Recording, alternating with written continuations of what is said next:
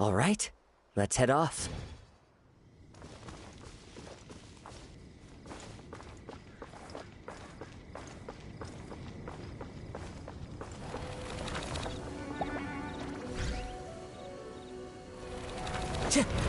Wind Strider!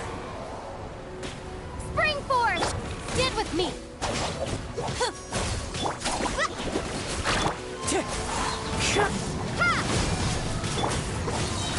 I'll settle this!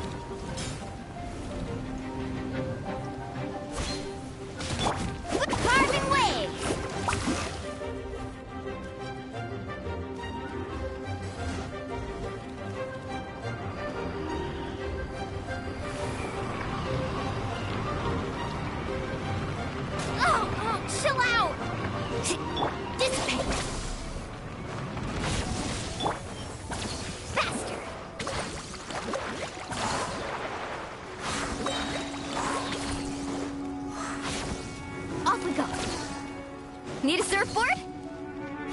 Carving waves!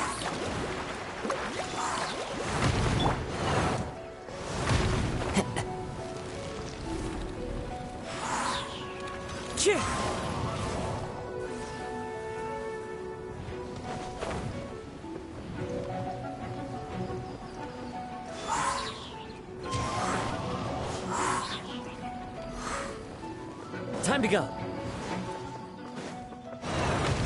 Into the wind.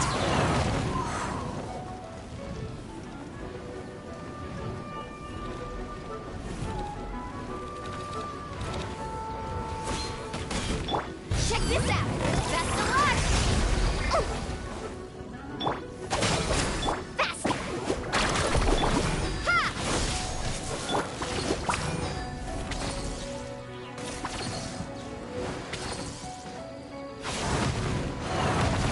Let's ride!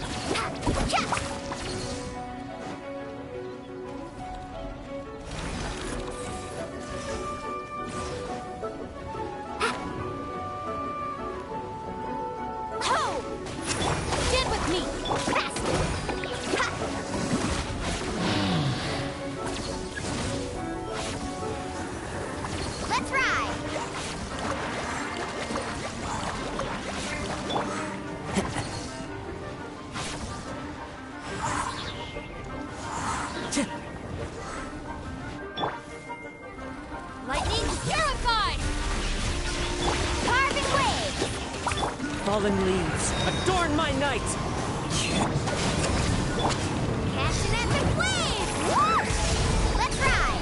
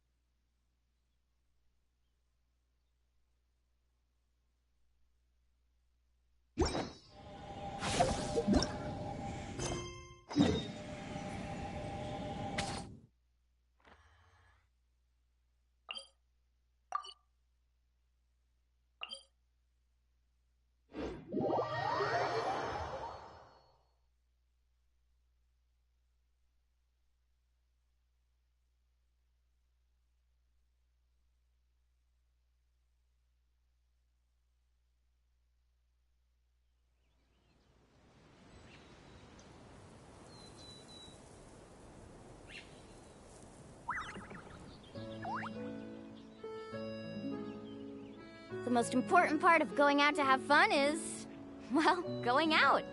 So, faster!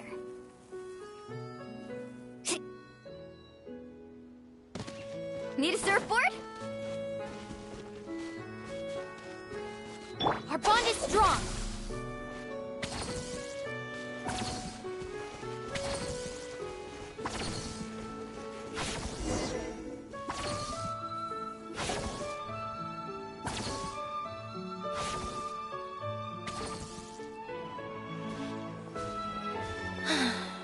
You took your time. Sorry, I bumped into the Traveler and Charlotte en route, and we ended up chatting for a while. It's been a while, Annette! We're working as Lenny's temporary assistants in the investigation of the Phantom Weasel. Thank you. It's good to have you helping. So, what's the situation? Have you seen Gemma? Nope. I've been here a while, and she still hasn't shown up. How bizarre. Maybe it was bad intel. Well, we won't get anywhere by standing around waiting. Traveler, Paimon, let's go ask around.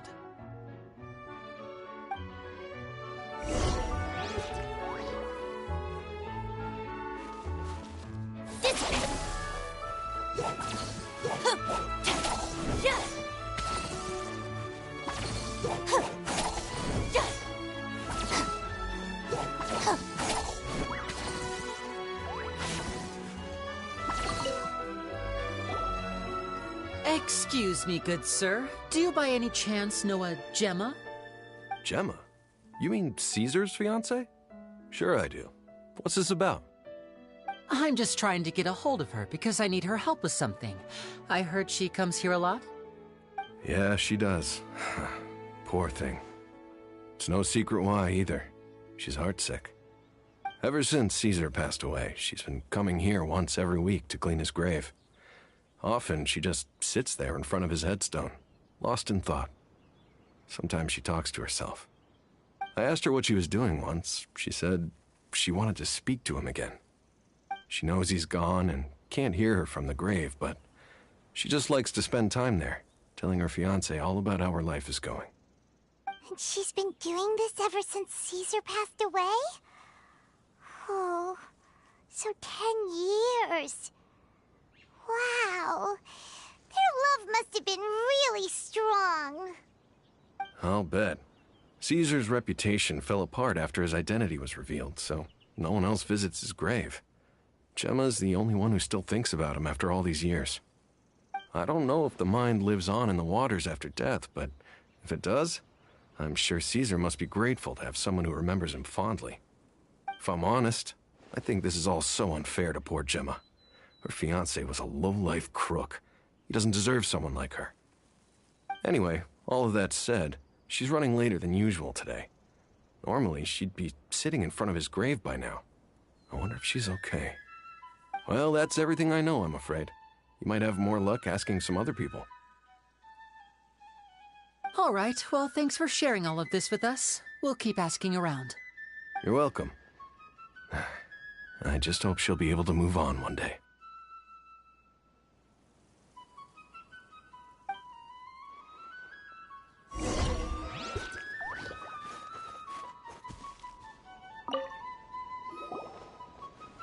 Did you hear the news? They're saying the Phantom Weasel's back. You're kidding. Wait, isn't he dead? I don't know anymore. All sorts of news flying around nowadays. I can never tell what's true and what isn't. But what if, just hypothetically, I mean, what if this weasel's the real deal and Caesar was framed? Called it. Seriously, 10 years ago, on the day it all went down, I said to myself, you know what? This guy's been set up. The Caesar I knew was a good guy. He gave balloons to children on the street, for Pete's sake. What, are we supposed to believe that he was a balloon thief or something? Give me a break. Oh, please. Weren't you the one cursing his name to high heaven when the police announced the news? You were all, oh, that gosh darn lousy son of a, you think you know a guy, or words to that effect. Wait, did I say that? I don't seem to recall. Hello there. Sorry for disturbing you, but I couldn't help but notice you were discussing the Phantom Weasel. We're actually quite interested in this topic as well, but we're struggling to get to the bottom of it. Do you think you could spare a moment to tell us a little bit about Caesar? You've come to the right people. Yep, I was there. Back when Caesar used to perform magic tricks on the street. He was a great magician. The best trick I ever saw him do was pop a transparent balloon, only for a whole bunch of doves to fly out from the inside. I was right up close and didn't blink or look away once. But for the life of me, I still don't have the faintest clue how he pulled it off. Really incredible stuff. I saw him perform too. He always used to bring some gifts along for the kids who came to watch his show, and he'd hand them out after he was done. Sometimes, he even got the kids to write their wishes down, and then he'd make the items on the wish list appear in his next show. Huh. He doesn't sound like such a bad guy. But after he died, there were also rumors that he used the wish list to find out what was precious to people, with the intent to steal it later. As I'm sure you know, the Phantom Weasel would steal just about anything from anyone. Whatever the case, now that the Weasel is back, Caesar's become a hot topic once more. I bet Gemma must be pleased. If Caesar's name gets cleared, maybe it'll finally give her some solace after all this time. No, speak of the devil. That's her over there. If you've got any more questions about Caesar, she's definitely the one to ask.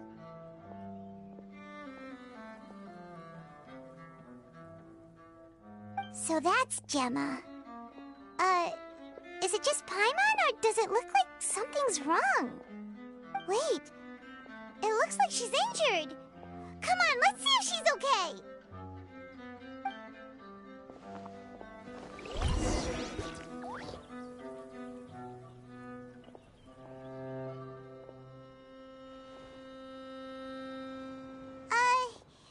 Hi there.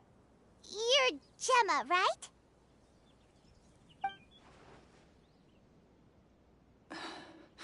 Who's asking? Don't be afraid, we mean no harm. It looks like you're injured. How bad is it? Thanks for your concern, but you didn't answer my question. Who are you, and what do you want with me? My name is Linny, and this is my sister Lynette. My name's Paimon, and this here's the Traveler. We're investigating the Phantom Weasel. The Weasel posted a warning letter this morning. If he still lives, that means that Caesar was falsely accused. You knew Caesar better than anyone else. So if you're willing, we'd love to hear what you think about all this. I promise you can trust us. We won't hurt you. In fact, we'll do all we can to keep you safe. I never believed that he was the Weasel. Huh. I suspected as much. Okay, so going back 10 years, do you remember anything strange in the weeks leading up to the accident? Did Caesar have a falling out with anyone, for instance? No, not that I know of. Got it. All right, sorry for disturbing you. If you don't have any more questions, please leave. I want to be alone with him.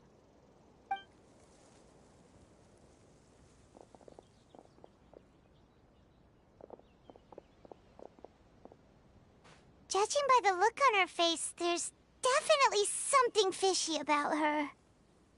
She's lying. She definitely knows something. That's fair.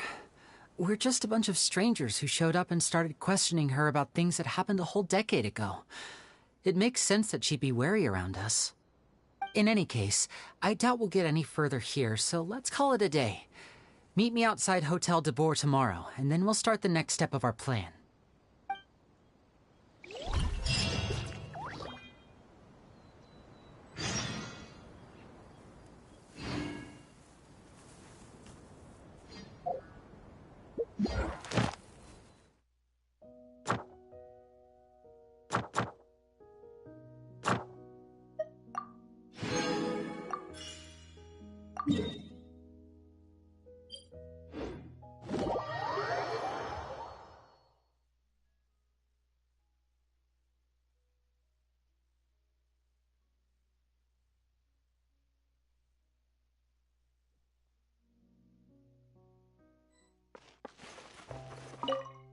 Ad Astra.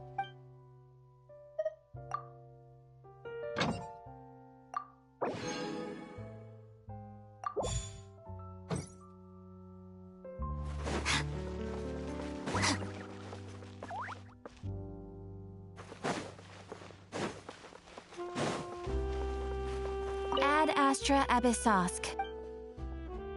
Thank you for completing today's commission.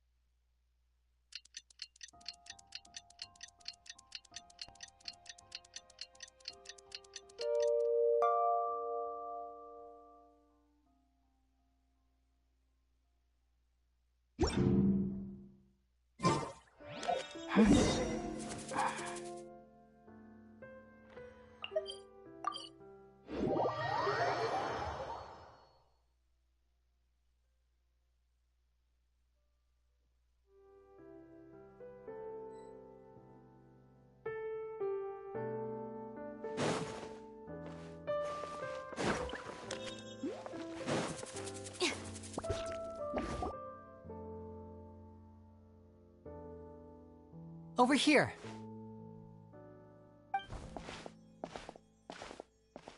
Lynette's not joining us today? I've had her follow Gemma and see if we can make any inroads with her. They should be at a cafe right now. Still, I don't think that Gemma's likely to open up to us. So, we need a contingency plan. Today, we'll be looking into a guy named Lorenzo, Caesar's former pupil and assistant. When Caesar passed away, all the stolen goods discovered in his home were confiscated and returned to their rightful owners. But Lorenzo was the only one privy to all his magic secrets, and he inherited his craft. Before long, Lorenzo was the next big magician in town, his fame surpassing even that of his master, and it made him very wealthy. He's since left the magic scene, though, and these days, he's a wealthy businessman with his fingers in a lot of different pies.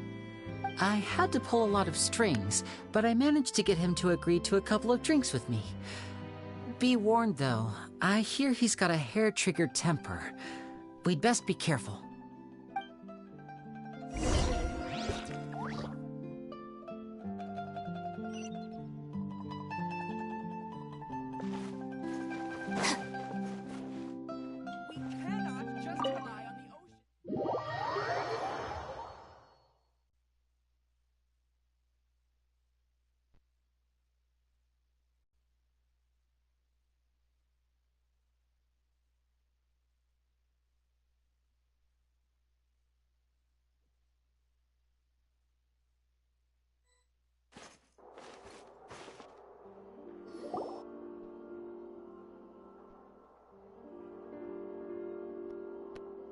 You neglected to mention that you were bringing 2 other people with you.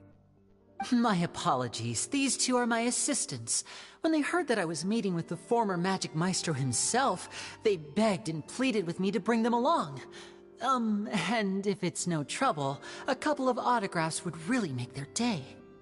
Oh, forget the pleasantries, just sit.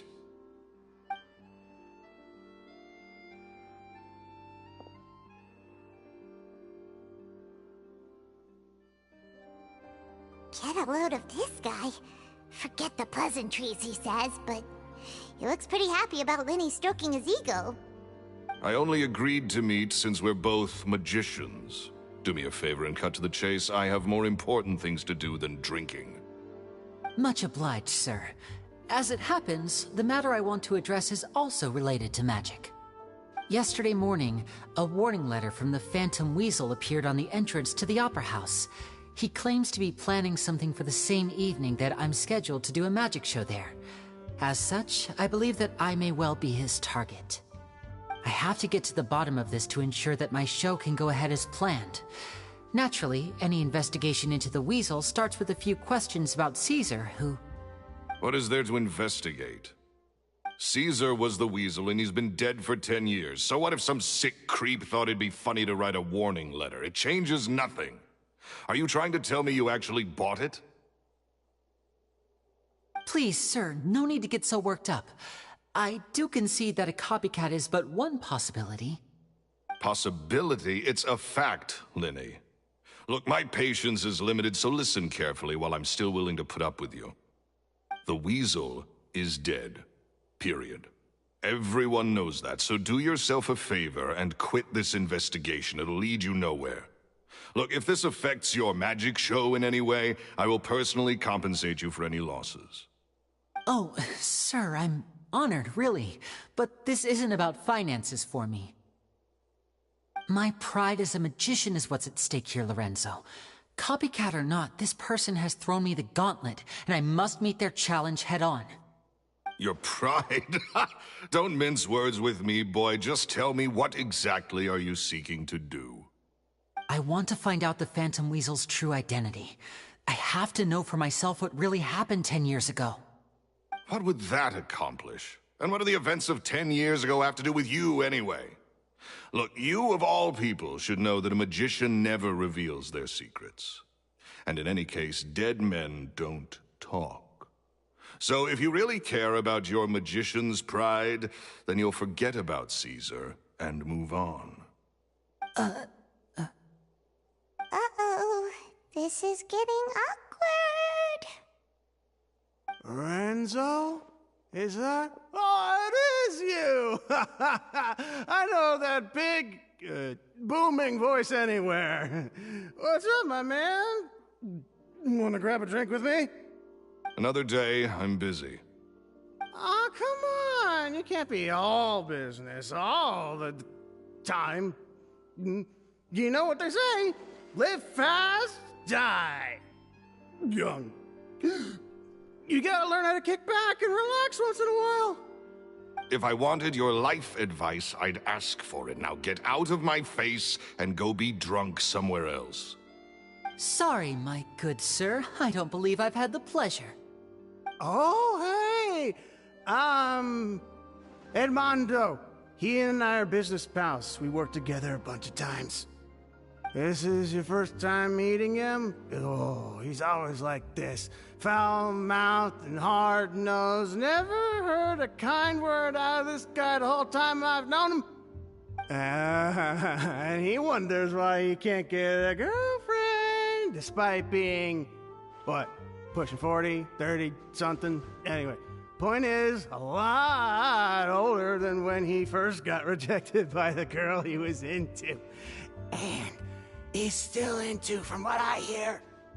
Shut up and get out of my face. Another word out of you and you can forget about doing business with me ever again. Do I make myself clear? Sorry, I may have had a little too much to drink. All right, I'm gonna leave. Don't work too hard.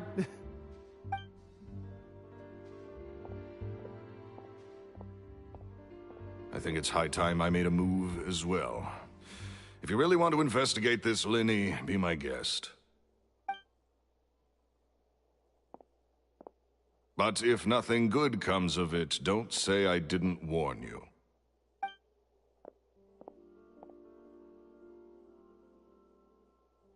Well, that fell to pieces in a rather spectacular fashion. Any thoughts?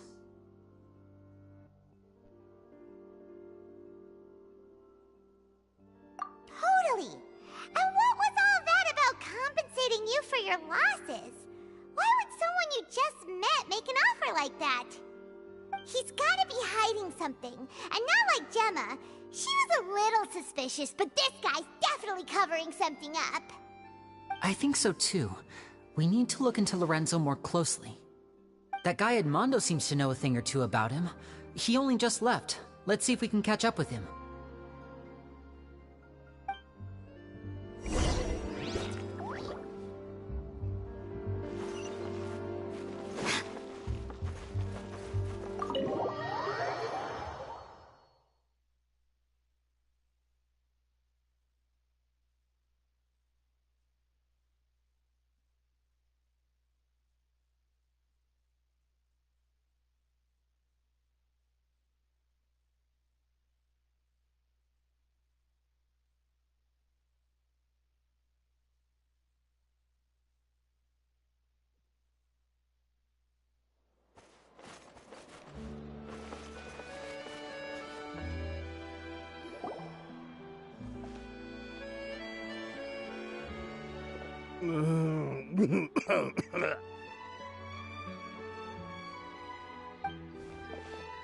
You okay there? Who are you?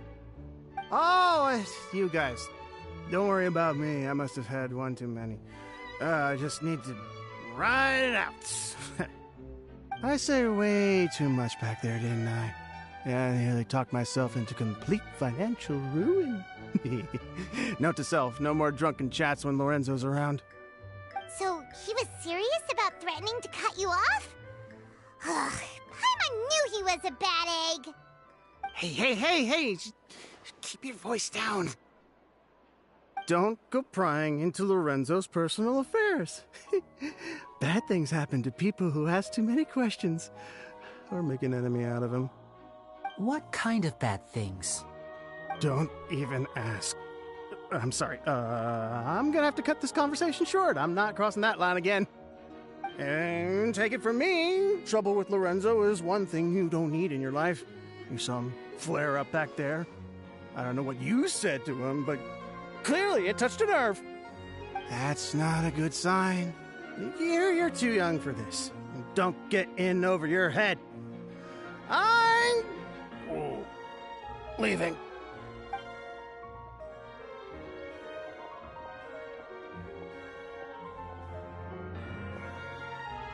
And there he goes.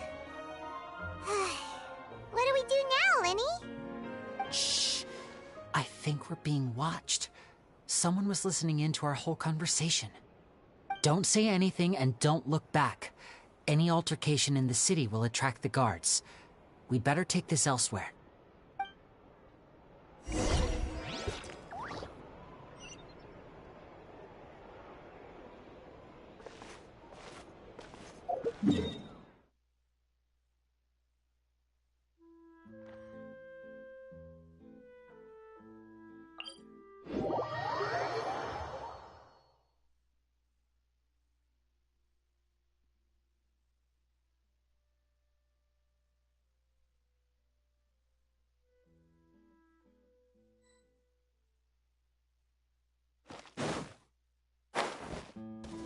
Let's ride!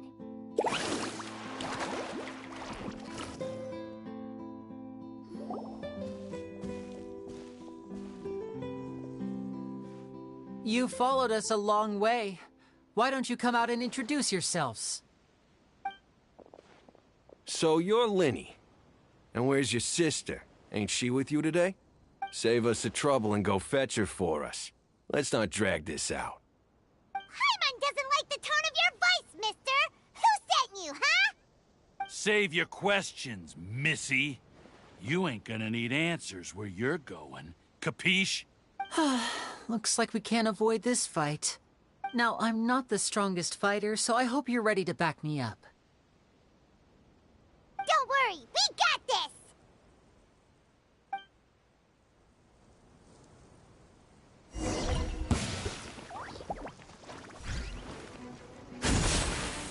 I'm fine. Germinate!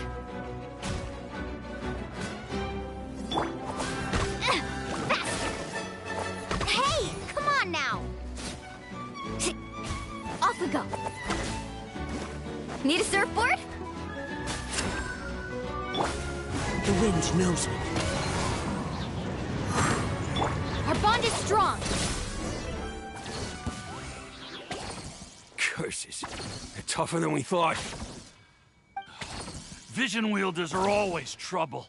Intimidation ain't gonna work like it did on the lady. Come on, let's scram! Hey, wise guys! We ain't through with you yet! Oh, they got away! Did you catch what they said just before they left? Something about intimidating someone else. Sounds like they just wanted to rough us up as a scare tactic, and they've already done it to someone else, but who? You're right. She was injured when we saw her yesterday, and she acted like she had something to hide. Maybe she was too scared to tell us the truth because those guys had threatened her. Well, if that's the case, she should be more willing to open up to us once she learns that those thugs won't be bothering her anymore. Let's head back to the cafe and see if we can get any information from her.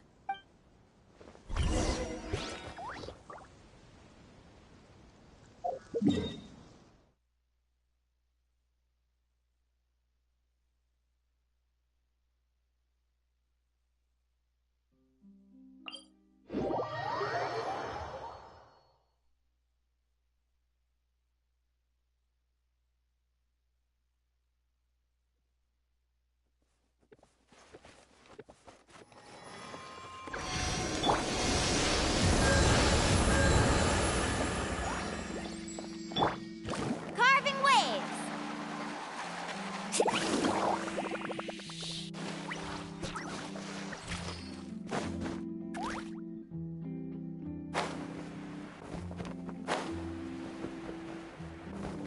Let's ride!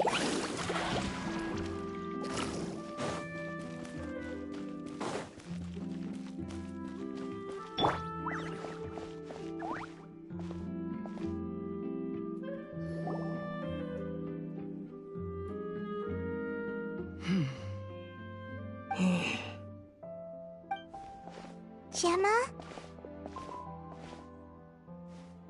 You again. What is it this time? We just ran into the men who've been threatening you, and we gave them a taste of their own medicine. So, you can relax now. We're here to protect you. What? Why? I didn't tell you anything. Why would they come after you? Sounds like they're no strangers to you. That's putting it mildly. I know them all too well, and I hate them with every fiber of my being. It's been 10 long years, and still every time I try to look into Caesar's death, they show up and warn me not to do anything stupid. How do I know I can trust you? Do you really think you can get to the bottom of it all? And why are you doing this? I'm afraid I can't reveal all the details just yet, but I can promise you this. I will expose the Phantom Weasel's true identity. Because you see, this is a personal matter of the utmost importance. I give you my word. Trust me. Okay. How can I help you? I've heard that Caesar used to have a magic workshop where he kept a lot of his personal effects. If possible, I'd like to take a look at them. Do you know where it is? The Fleuve Sonde. But the place was sealed up by the police after his death, and no one's been there since. I also know that the Fleuve Sonde is dangerous territory. Lots of hostile groups lurking around. If you're serious about going there, please be careful. Understood. Lynette, you stay here and take care of Gemma. Don't let her come to harm. Got it. But if I'm staying here, I'm ordering dessert. I mean, bon appetit. But stay sharp, too. They're likely to come for you while I'm away. Okay. Alright. Power saving mode off. I'll start taking this more seriously now.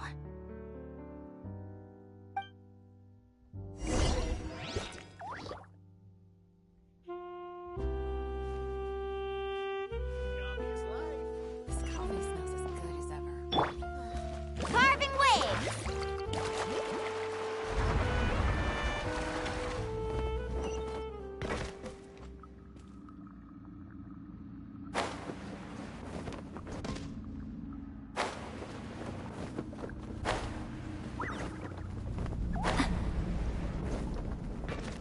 Faster!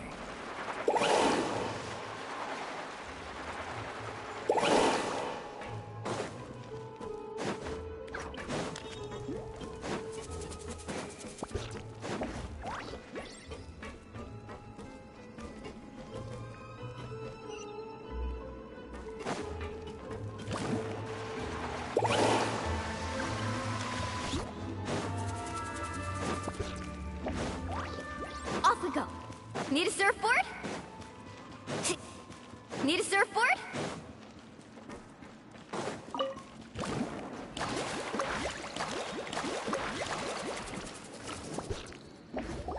If Gemma gave us the right location, then the workshop should be right nearby. Huh.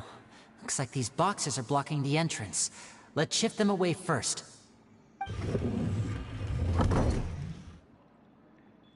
There we go. It should be just down here.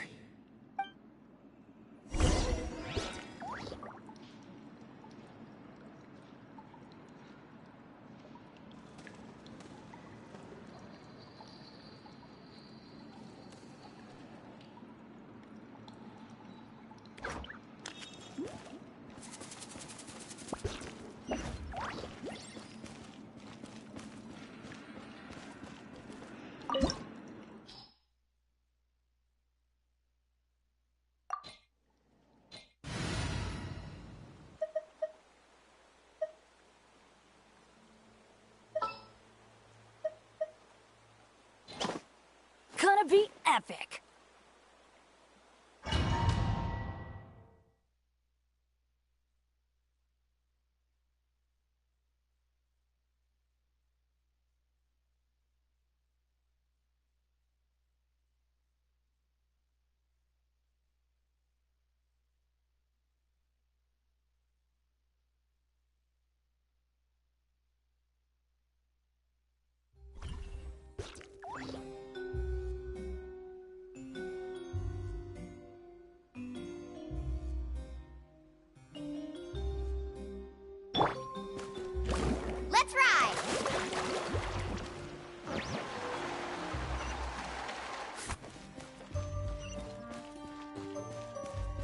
Off we go.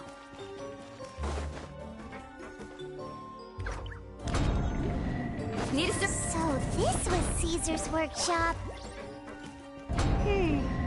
Nothing suspicious here, just normal magic props. Let's head in further. What was that? Oh, is this one of Caesar's gadgets? Guess we must have triggered some sort of device.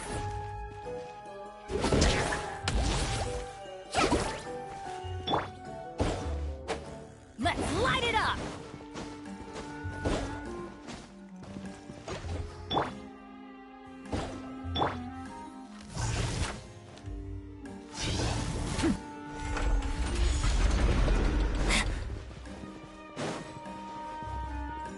Now disappear!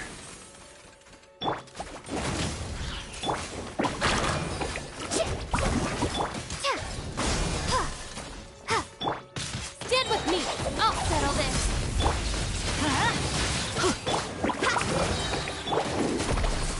Scatter!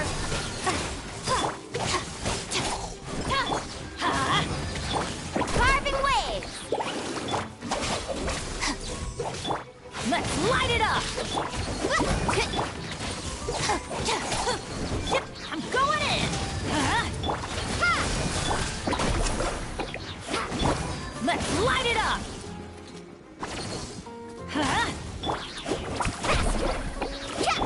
Our bond is strong! Out of my way! Propagate! Let's rip,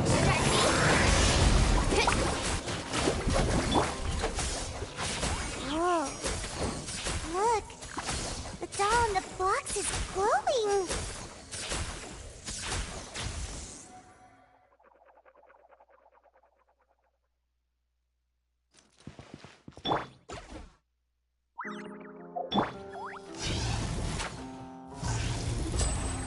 There's something written on the card on this doll.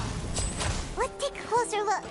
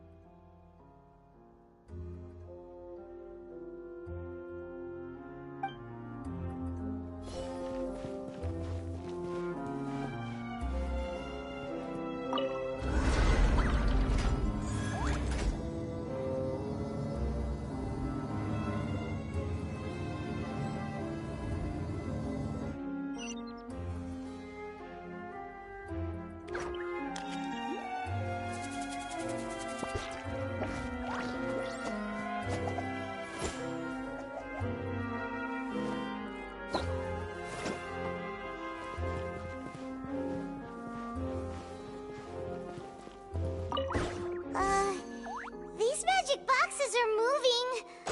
What do we do? One of them looks different from the rest.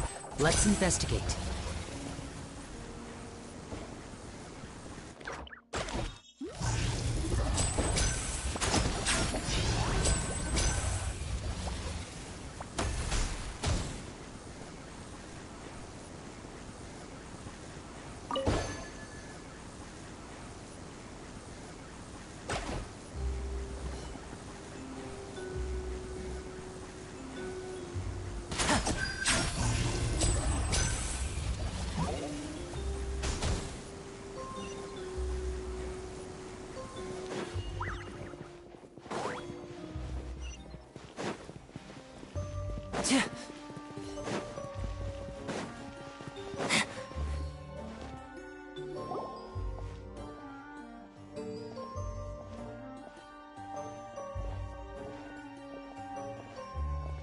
That's weird.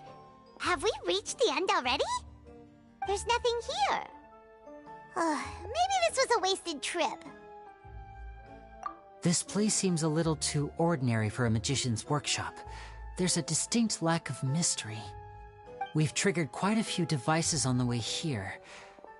I'm starting to wonder whether Caesar built this whole place as one big, elaborate magic contraption. If so, then there must be more to this place than meets the eye. Maybe a hidden room somewhere. Aha! If I just move this book, then hopefully... and... presto! A secret passageway! How did you know? I'm a magician too, and apparently great minds really do think alike. Looks pretty big inside. Let's head in and take a look around.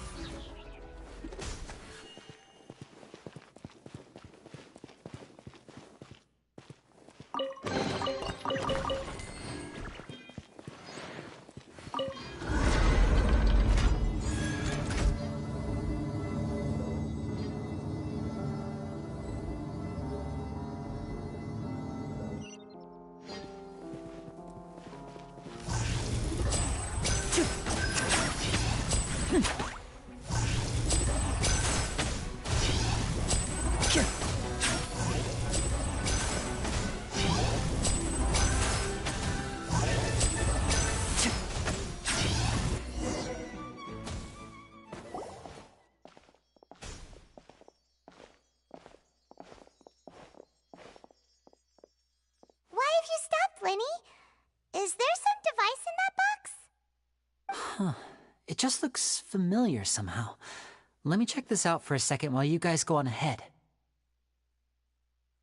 If anyone makes a major discovery, let's rendezvous here. All right, see you in a bit!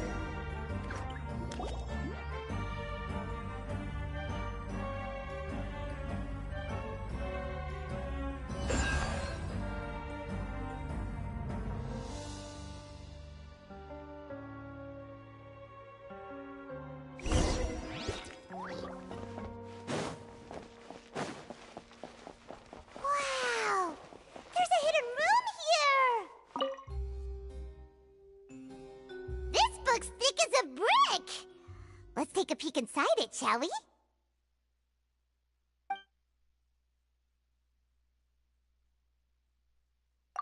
At one of my shows a few days ago, a child asked me how I pulled candy out of my hat. As a joke, I told the kid that the hat has a built-in wish-granting machine. Next thing I know, today a whole bunch of kids were pestering me to pull all sorts of things out of the hat. So I told them another white lie. The machine needs time to power up, but in the meantime, you can write your wishes down. Well, they took me up on that offer, enthusiastically. As I write this, I've only just got back from running around all over town, buying the things they wanted. Boy, are my legs sore.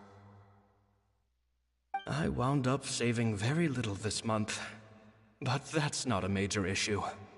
I now have a bigger problem. How am I going to hide all these things inside my hat?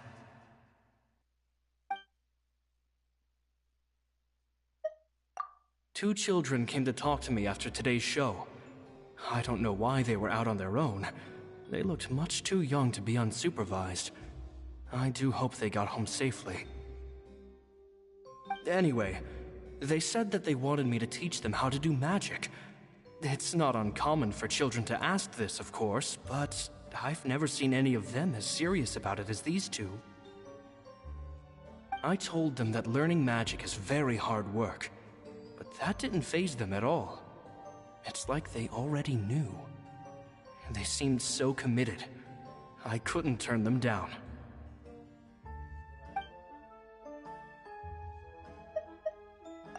It seems like something's bothering Lorenzo lately, but he won't open up to me about it.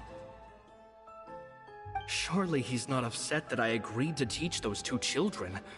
I'll have to talk him around. I have a good feeling about those kids. They're naturally talented, and it seems like they're not new to the world of magic.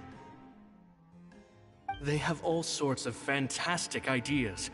All I'm really doing is helping them develop a more professional standard training plan. They wanted to call me Master, but I told them they absolutely mustn't. Any magician worth their salt could have taught them what I have. They're the geniuses here. Compared to them, I don't deserve to be called any sort of master. With time, I have no doubt that they could become far greater magicians than I. My only concern is why they're so mature for their age. I fear they've had to grow up too fast. I don't dare to imagine what they must have been through. Gemma thinks so too. She doesn't like being around them. Says that their eyes are too piercing. They don't bother me, but then again, I've never been the sharpest tool in the shed.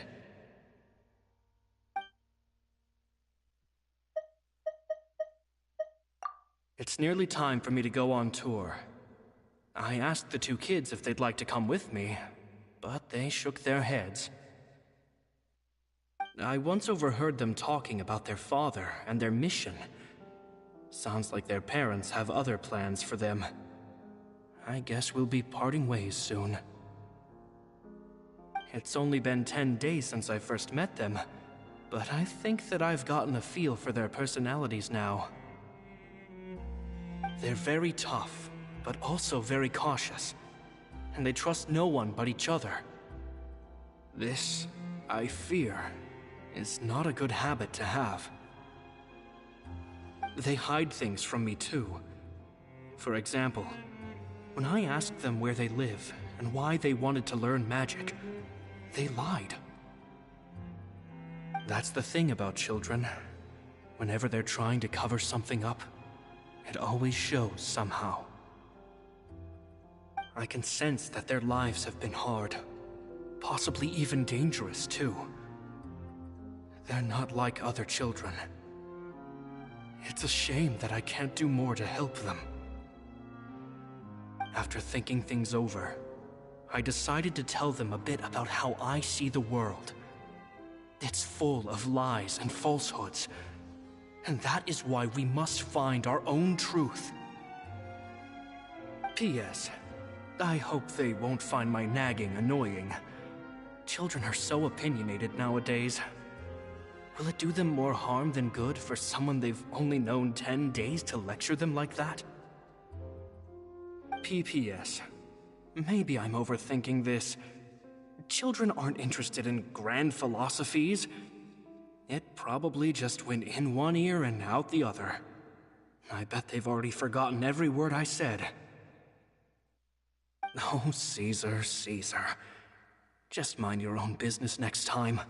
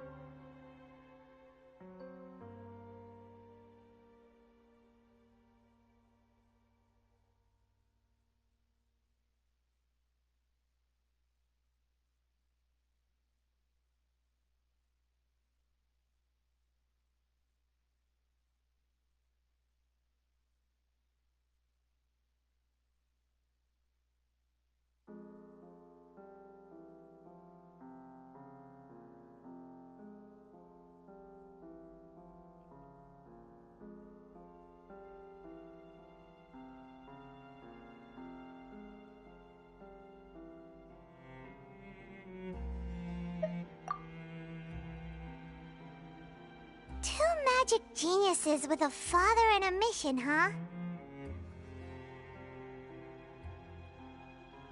Sounds a lot like he was writing about Linny and Lynette, don't you think? So did they meet Caesar when they were kids? Let's go ask Linny!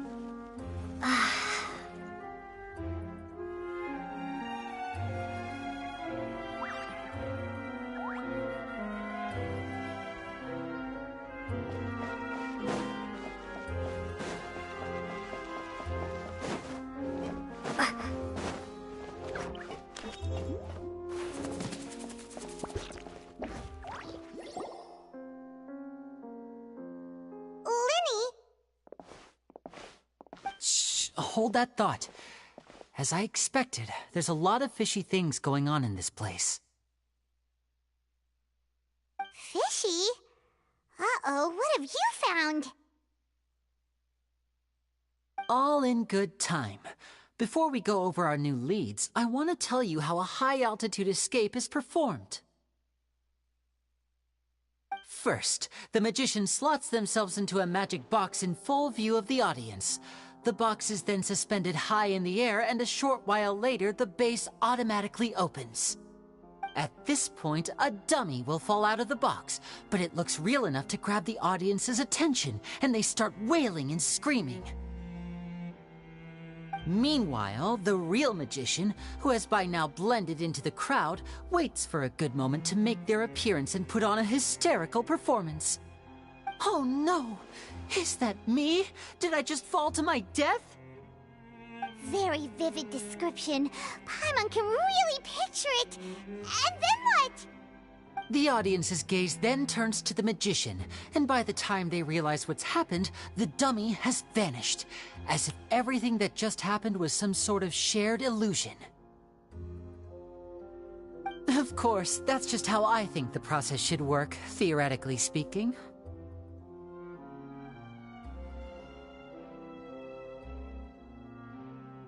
The inventor of this trick never performed it successfully. When the box opened, Caesar was the one who fell out, and not the dummy. He fell right to the ground from the highest point of the opera house. No one could hope to survive that fall, not without a vision at least. And no one else has ever attempted this trick since. My understanding of how it works is just based on what I could gather from his notes and the relevant gadgets here in his workshop. So Caesar's famous high-altitude escape has never been done, huh? Paimon was about to say how cool it would have been to see it in person, but if it's that dangerous, it's probably for the best that no one else tries to do it. Wait a second. So if a dummy's supposed to drop out of the box, then where does the real magician go? How does he get out? Glad you asked. That brings us to the secret of said box. This box right here is the one that Caesar constructed himself to use in the performance, and it's not as simple as it looks. Inside, there's a device that only the magician himself would know about. Once the magician's inside and the box is lifted up into the air, the audience's view of the box is fixed at a certain angle. From where they're standing, they have a clear view of the front, sides, and bottom, but the back and the top are now no longer visible. At this point, the magician presses a button inside the box, opening a secret door out of view. He then escapes through this trap door onto the opera house roof, waits for the dummy to fall and distract the audience, and quietly returns to ground level. That's way simpler than Paimon imagined. Even Paimon could probably do it. Well, there's a little more to it than that, of course. The hardest part of this trick is controlling the audience's mood and reactions. That takes an exceptional degree of showmanship. There's the falling dummy, the miraculous reappearance, the pompous performing. Maybe the magician would even have themselves tied up before it begins to strengthen the impression that there's no escape. Many days and nights of careful research and painstaking practice would have gone into this, all culminating in a performance just a few minutes long, but one that still manages to transform the shock and grief of a tragic accident to the joy and laughter of a mesmerizing magic trick. Caesar was a highly accomplished magician. But unfortunately, even he didn't manage to pull it off. So, how did it go so wrong? You said you found some fishy stuff here. Have you figured out what really happened? I can make a pretty good guess. I looked into the case files. The magic box Caesar was using at the time of his death had the secret button I mentioned positioned on the right-hand side. And, sure enough, he always used his right hand as his dominant hand in public. Okay. Nothing suspicious there. But here's the strange thing. Most of the devices in this workshop have the mechanism on the left-hand side, including this box right here, which leads me to believe that Caesar was in fact left-handed.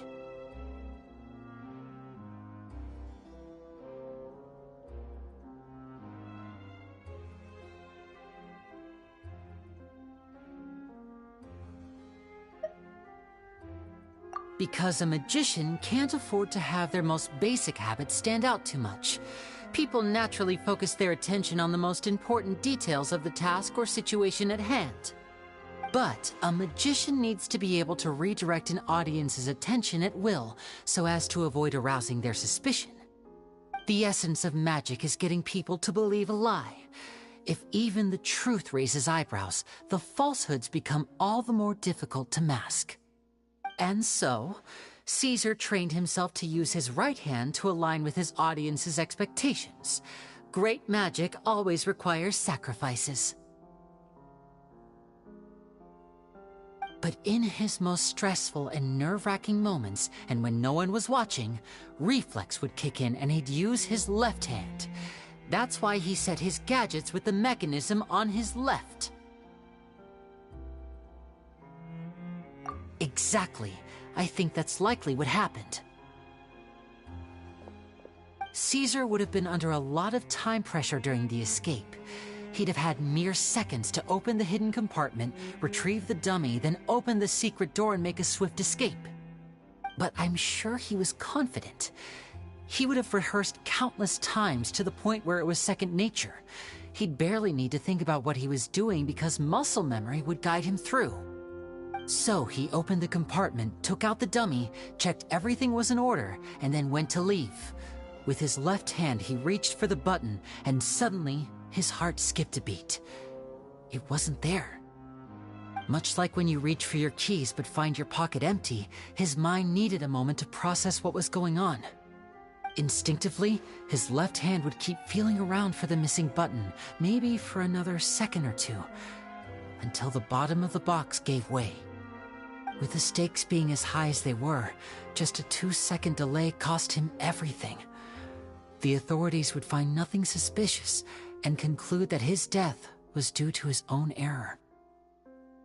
When in reality, someone switched the boxes, and they did it to murder him. But how would they be able to make the switch without being noticed? That would be difficult to pull off, no? It would have to have been someone who knew that he was left-handed, and who could move his props around without arousing suspicion. Someone who was always by his side. Isn't that right, Lorenzo? You just couldn't let sleeping dogs lie, could you? There's not a lot of people who'd go to all this trouble for some magician who died 10 years ago. I didn't want to have to do this, you know. Silencing you the hard way just creates more problems for me to deal with. But I gave you your chance. I hoped you'd do what's good for you and back off like the lady, but you disappoint me. You mean Gemma? So you are the one who's been threatening her! Yes, although however stubborn she might be, she was never much of a liability. But you people, you never even knew him, but for some reason you just wouldn't drop it. Which is why you can't leave this place alive.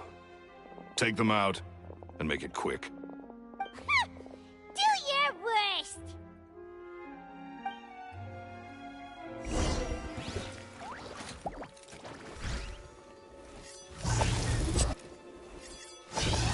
Ow!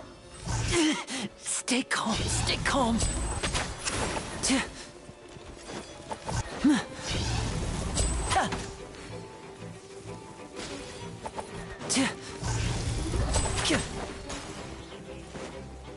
Teamwork is dreamwork!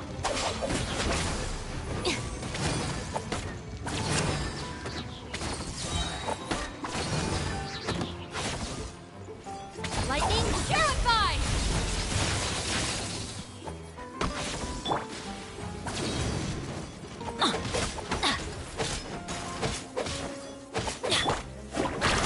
Need a surfboard?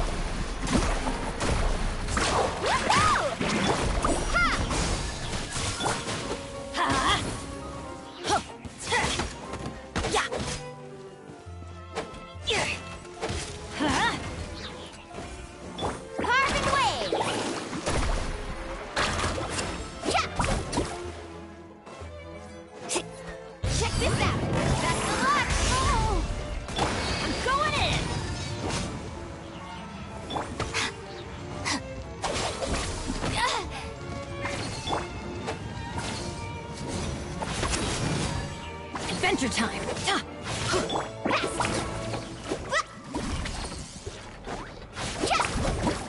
I'll settle this. Spring force! Carving wave! Oh! Let's get this show on the road! Step right up. Scatter! Teamwork is dreamwork! Our bond is strong! Fast! Let's shred, Gwonkii!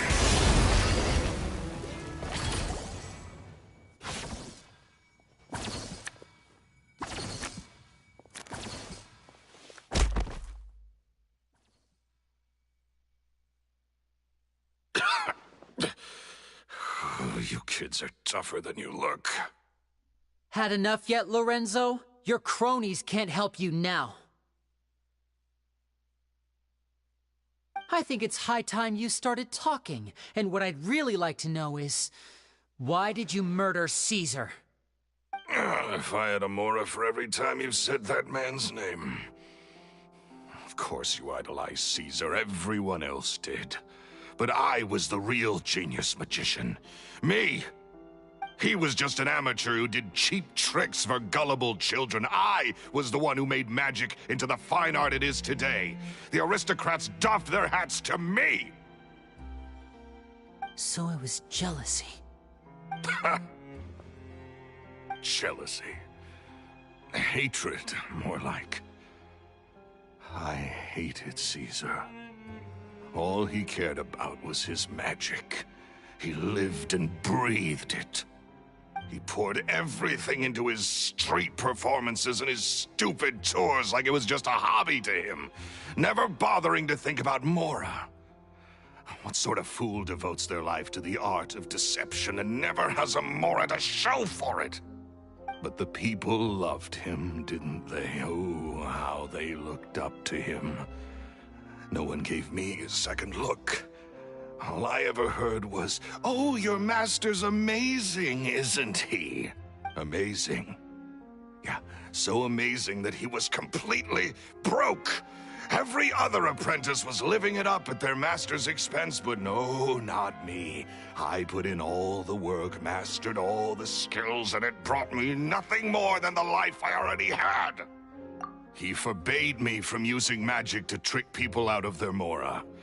There was nothing he hated more than that. And with his reputation in Fontaine, it was too risky for me to go it alone. As long as he was alive, if I dabbled in my own brand of money-making magic, he would expose me, and it would destroy me. I had to kill him. There was no other way. He had to go. And this was your only motive? It was reason enough. What other motive would I need? Well, I was under the impression that there might have been other factors at play. For instance, maybe you were in love with Gemma, but she was engaged to Caesar. In love with Gemma? Don't be ridiculous. Guess I was wrong about that then. Next question. Are you the Phantom Weasel? I am. Caesar was so strict with me. He insisted that his way was the right way, that the sole purpose of magic was to bring joy to the world. I never bought into any of that. I was more interested in the practical value of magic. Sure enough, it helped me fill my pockets with all kinds of valuable treasures. Oh, yeah! Charlotte told us that the weasel would steal whatever people valued, no matter how much he was worth. That's just how it looked from the outside. What would any thief want with second-rate loot? I've only ever targeted high-value items. I stole cheap things as a way of practicing my craft. It was other people's overactive imaginations that conjured up the preposterous image they then dubbed the Phantom Weasel. So, that's the story, huh? Well, I hope you're ready to tell it all over again during your trial. What choice do I have? You're a pack of wolves, and you've got me between your jaws. You've seen what's here, and my last-ditch effort to stop it getting out has failed. what else can I do? So be it. I've enjoyed power and wealth for the last 10 years, the likes of which Caesar could never give me.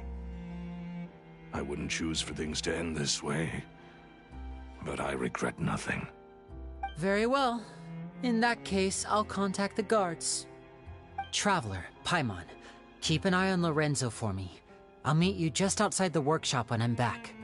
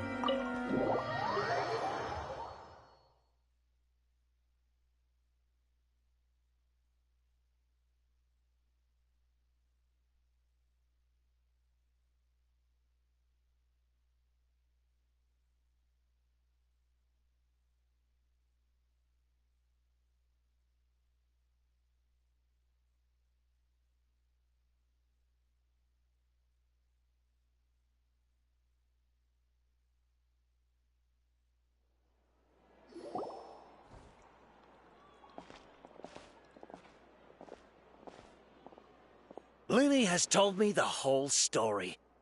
Lorenzo, do you confess to the murder of Caesar and to framing him for the Phantom Weasel's crimes? Look who's finally developed a conscience. What kind of disciple murders their own master? I hope it was worth it, because there'll be hell to pay.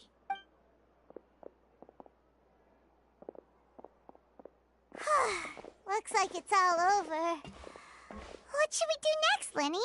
Should we start preparing for your show? Let me think. Let's rendezvous with Lynette and Gemma first. With Lorenzo in custody, Gemma will no longer have to fear for her safety. Good point. We should go tell Gemma the good news right away. It'll give her some peace of mind for sure.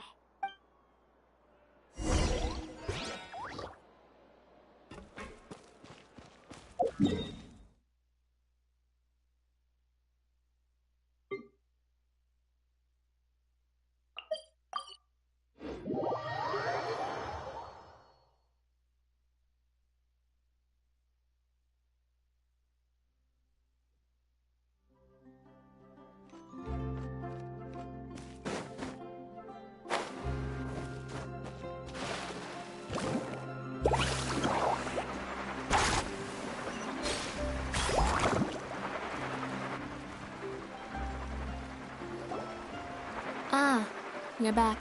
You were so quick. I've only just finished my third dessert. Your third? Lynette, come on, we've talked about this. Everything in moderation.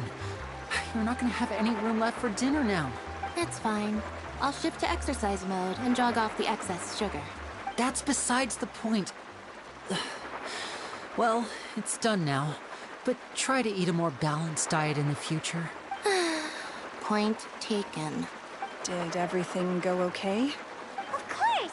Lorenzo was no match for us. The guards are taking him into custody as we speak.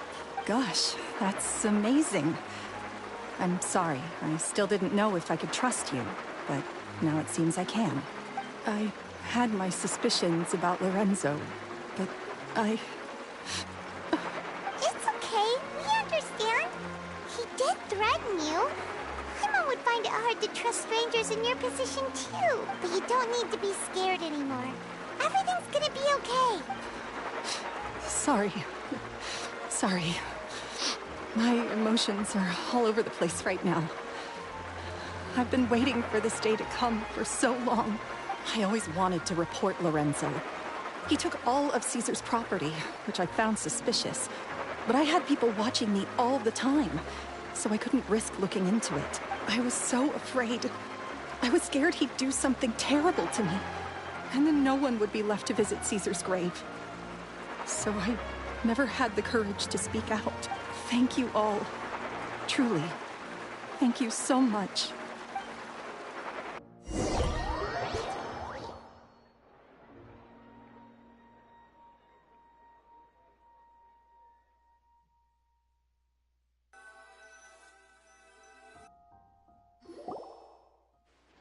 Thank you all for clearing Caesar's name. I never would have guessed that Lorenzo was the real Phantom Weasel. He never showed any signs that there were problems between him and Caesar in public. From the outside, it looked like they got along great. And to think that lowlife's been living life to the fullest all this time, while Caesar's name was getting dragged through the mud. At least his soul can finally rest in peace now, thanks to your efforts.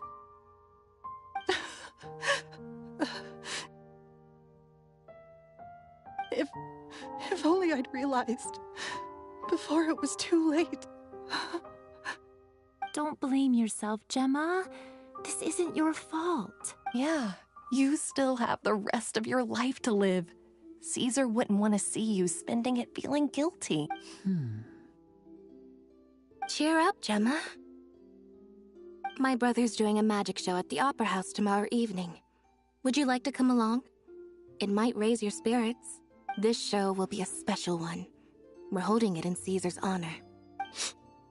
In Caesar's honor? Really? Oh, thank you. I'll be there. Great. We'll see you tomorrow evening. Traveler, Paimon, don't be late. Don't worry, we'll be there. No way are we gonna miss out on a free magic show. Wait, Paimon feels like we're forgetting something. Oh yeah, Caesar's diary! We never found out if the two kids Caesar taught magic to were Linny and Lynette or not. Linny changed the topic back in the workshop, so we didn't get a chance to bring it up. Oh well, guess we'll just have to ask Linny tomorrow evening.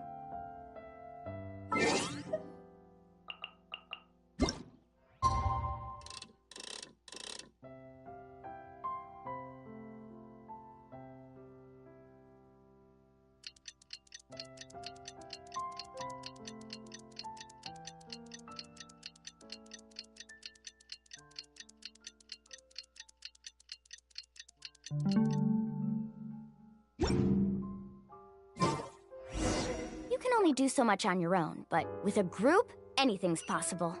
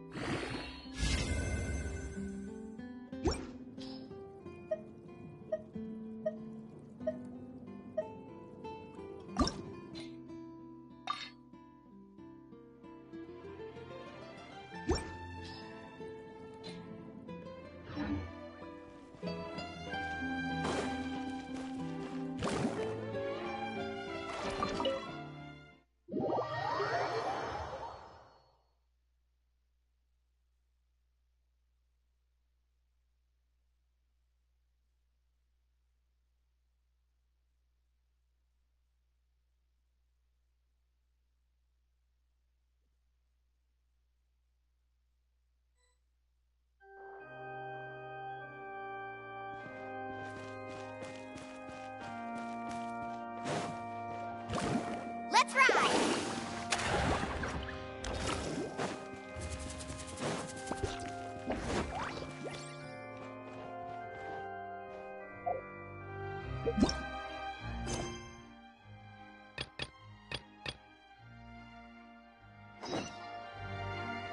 Off we go.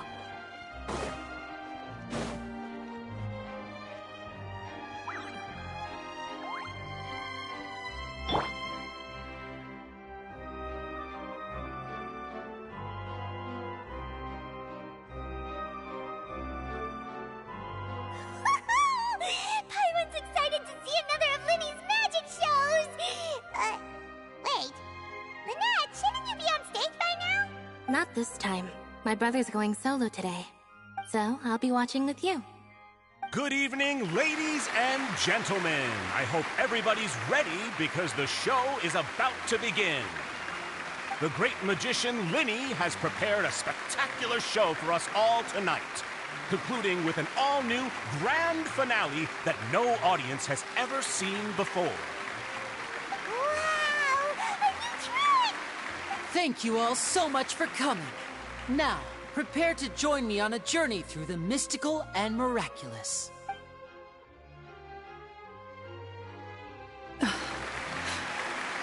Exciting stuff, isn't it? Yes, it's just... It reminds me of him. No wonder. Caesar was a famous magician too. So, how did you two first meet, Gemma? Well, I was out on the street once, and I saw him performing for little children. Children love magic, because they're willing to believe in things that can't be rationally explained. Caesar had this amazing way of bringing them into a dreamlike world. And somehow, I felt drawn to him too. So I went up and asked him to do a trick for me. Aw, that sounds so romantic. What trick did he do? It was with a flower. He took it in his hand, snapped his fingers, and it magically appeared on my head. I was so happy that day. No one had ever given me a flower before that. Oh, that's so cute! Actually, now that you mention it, Linny's done that one before. Is that right? Then I suppose he's a romantic at heart, just like Caesar. So let's treasure the time we have with him. After all, you never know when the people dearest to you might be gone. That's right. It's all over now. Paimon doesn't really know how to comfort you, but at the very least, no one's gonna be intimidating you from now on. You can breathe easy at last, right? Right. Yes, you can breathe easy now. Phantom Weasel. See? Even Lynette says... Wait, the Phantom Weasel? Lorenzo escaped? Where is he? What do you mean, As Linny once said, a performer's job is to commit fully to their role and put on a flawless performance for their audience. But once the bag of tricks is empty and the curtain falls, it's time to end the show. The spotlight is no place for someone with no more cards up their sleeve. It's been 10 years, Gemma. Aren't you tired of the grieving widow act? I think it's time to put an end to it. What are you talking about? Traveler, Paimon doesn't like where this is going. Come on, say something! Ladies and gentlemen, I hope you're all enjoying the performance so far. There will now be a brief intermission, after which Linny will perform the most electrifying act of tonight's show. The final performance will take place outside of the Opera House, so please make your way outside in a calm and orderly fashion. The Phantom Weasel never did like public places, did they? Don't worry, this place will be quiet soon. Let's talk somewhere else for now.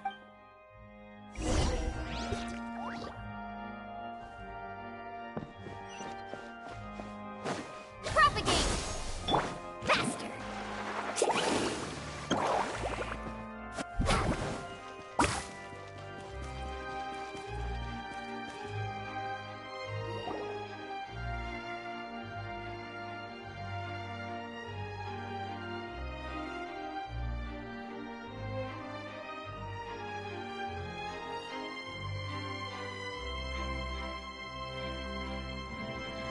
Dear me, this is awkward, isn't it?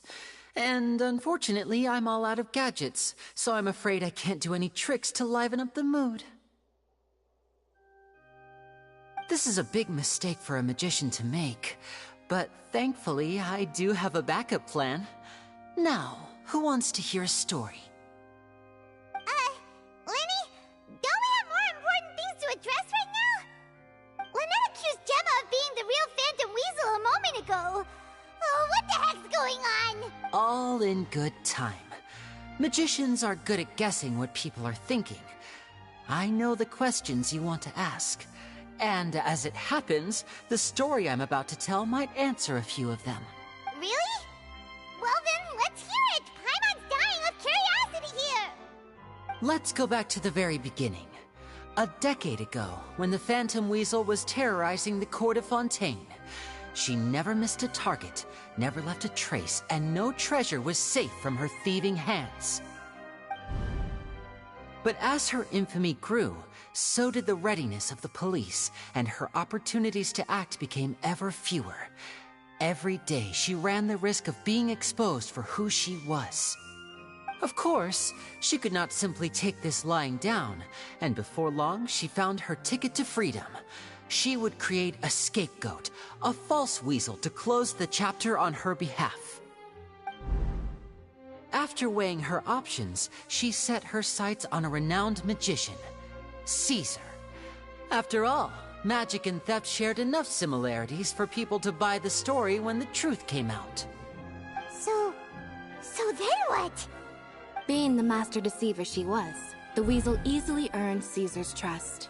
Now all that remained was to frame him for her countless crimes. But as she was considering how to make her move, she noticed Caesar's aggrieved pupil, and a new thought entered her mind. Maybe I don't need to get my hands dirty after all. At her encouragement, Lorenzo tampered with Caesar's magic box, causing him to fall to his death. Afterwards, Lorenzo seized his master's property, and the weasel set about tarnishing Caesar's reputation. Two co-conspirators committed the perfect crime.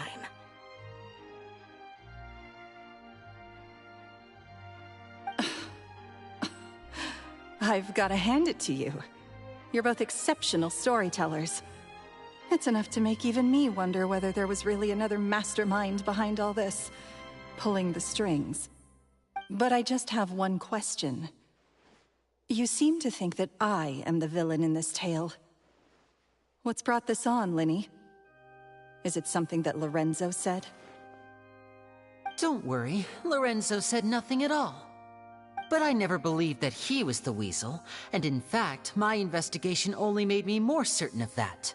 He was too forthcoming with his confession, as if there was something else he was trying to hide. How disappointing. So you'd sooner trust Lorenzo than me, even without a shred of evidence?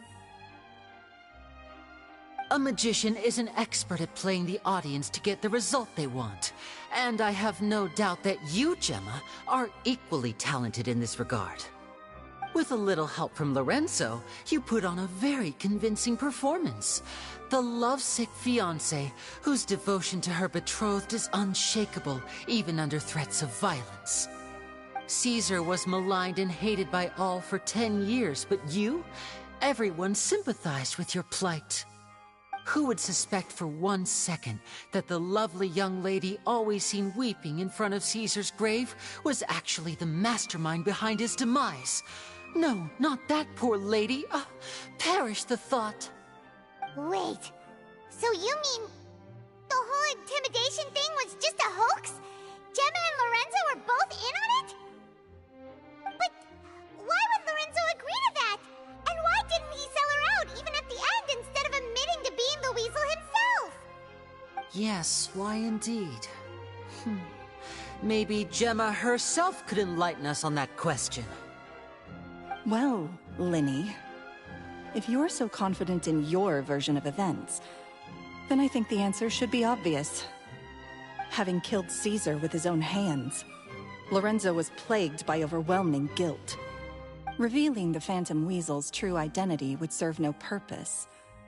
But if the Weasel remained free, then she could take care of Lorenzo's loved ones. An excellent answer, though sadly a little dull. Is that right? Well, don't let me bore you.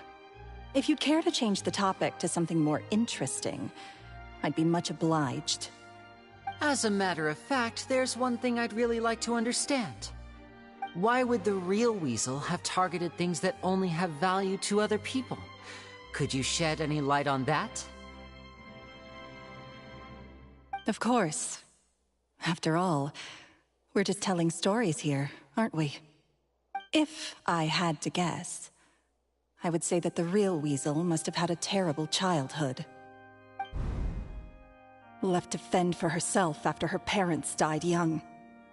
Betrayed, scorned, beaten.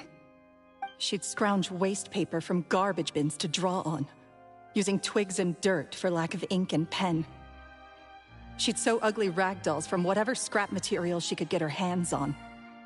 This was her only source of happiness in life. But it was all she needed, and she was content. Until the world decided that even this was too good for her. Once again, she was betrayed. And this time, everything was taken from her. She felt like life was a miry pit that dragged her further down the more she struggled to escape. At that tender age, she should have been happy. Instead, she stood in the shadows and watched with envy as all good things in the world passed her by. This was a fate too cruel for anyone to bear. Her pain became a breeding ground for dark thoughts. Thoughts which festered and grew into a twisted solution to her troubles. I detest the happiness of others, in all its forms alike. I will rob them of everything they hold to be good and true, and it will fill the void in my soul. That's some pretty heavy stuff. Now it all makes sense. Does this story satisfy you, Linny? Yes, it is quite to my tastes. Thank you for helping to clear up my confusion. Huh. That's right! What drove you to write that letter, Gemma? What were you trying to achieve there? Because without that, none of this would have ever come to light! She didn't write the letter. After 10 long years, I'd hoped that the Phantom Weasel would be consigned to the history books by now. But it seems like someone still wasn't ready to let her finally be at peace. Linny. Or should I call you the Phantom Copycat now? You were the one who posted that letter outside the Opera House. But why?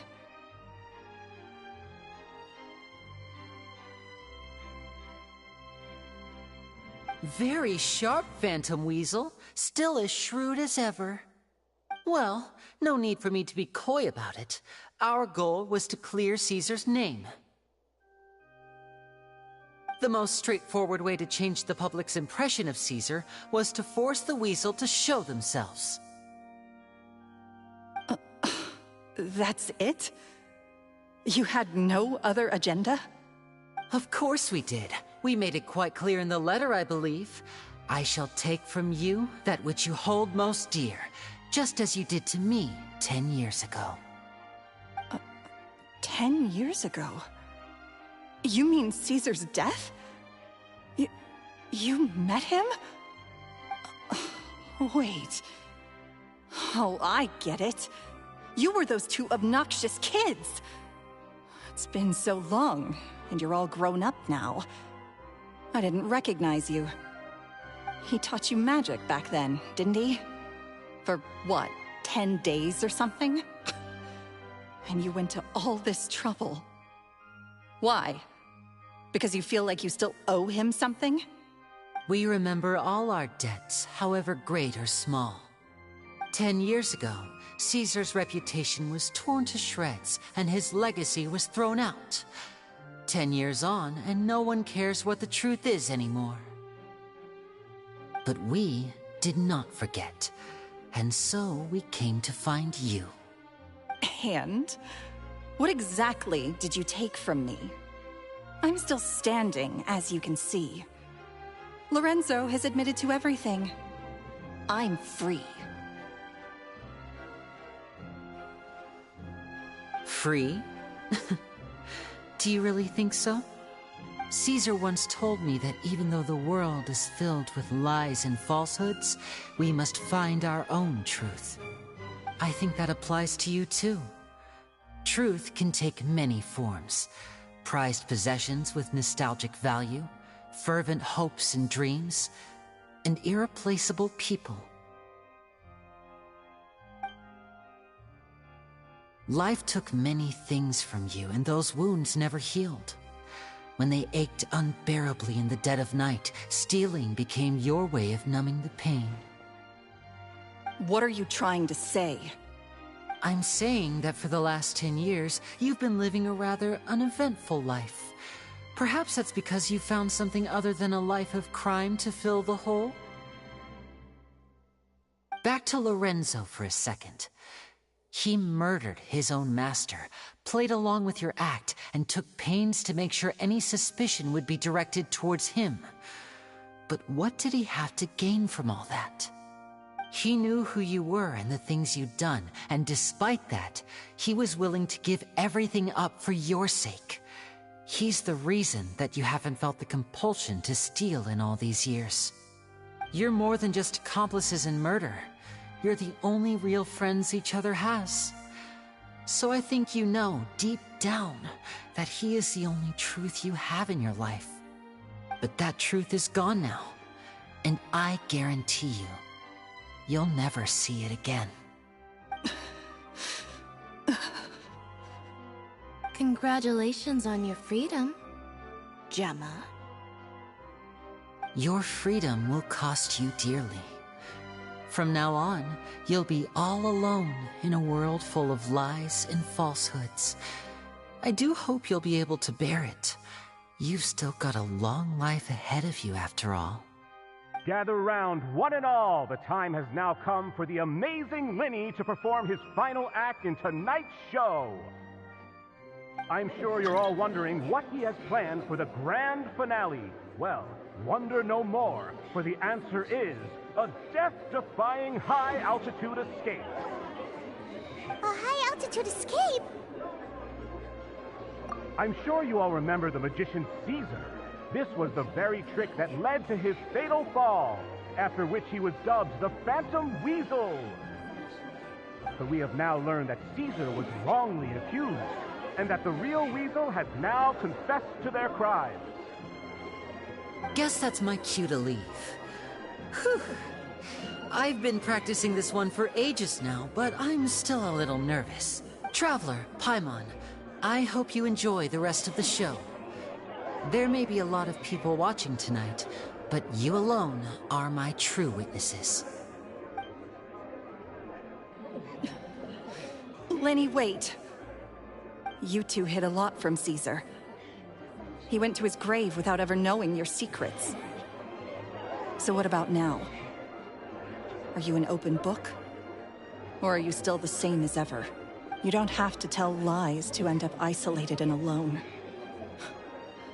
One day, you'll end up exactly where I am today. Maybe then you'll finally understand. You're wrong. I'm nothing like you. So, what are we, doing now? Like Linny said, when you're ready, let's head outside and watch the show. But what about Gemma? She'll figure out what's best for her soon enough. Oh, and if you'd like to see Linny after the show, you know where he'll be. The usual haunt. All right. Well, let's go and watch Lenny's finale then. This trick's a pretty dangerous one, but he should be able to pull it off, right?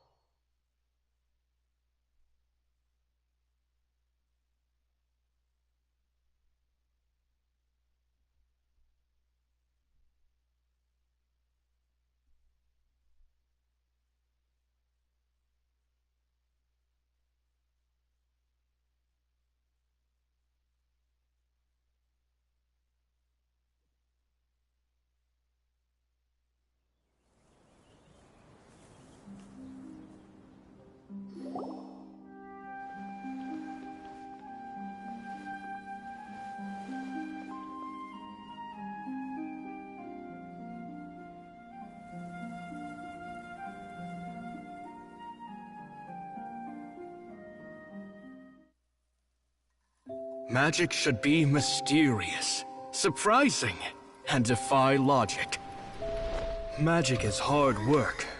Every single movement has to be practiced thousands of times. It's alright. We're used to that.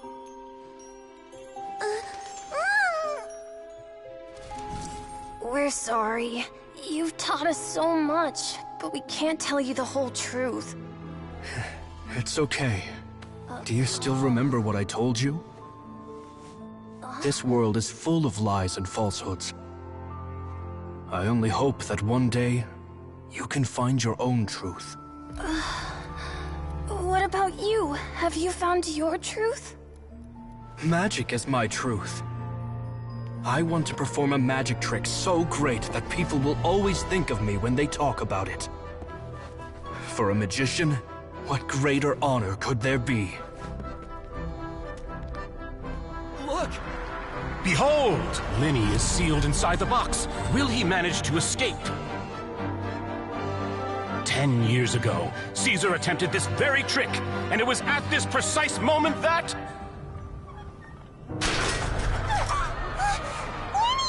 Watch out!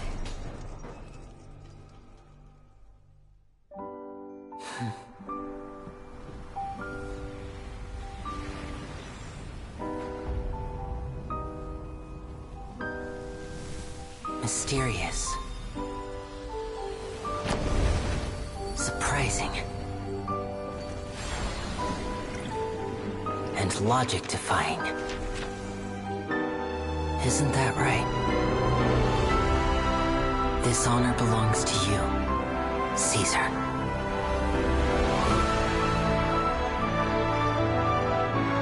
I'm just sorry it's a little late.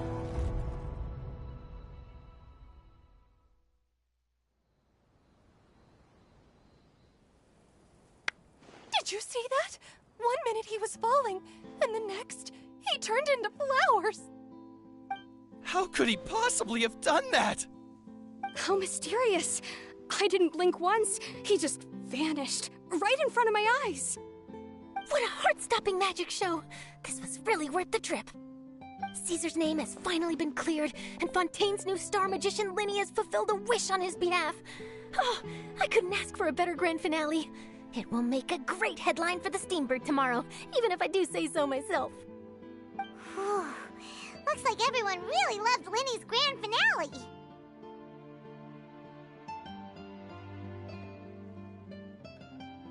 Paimon doesn't see Linny anywhere. Where'd he go? Oh, Lynette said he'd be waiting for us at the usual haunt. But, where is that? Oh, you mean the one where Caesar's buried?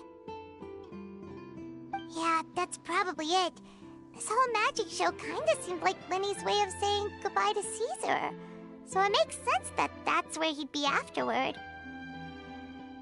Alright, let's go look for him there.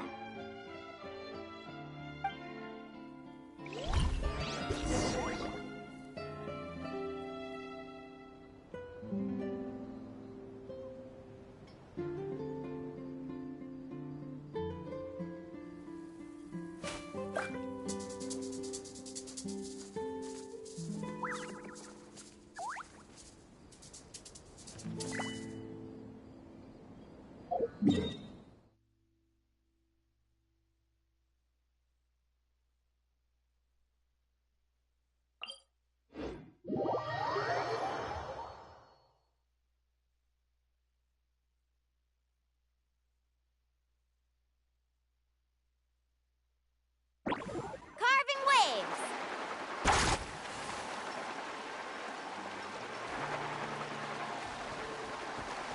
Let's ride! Ha!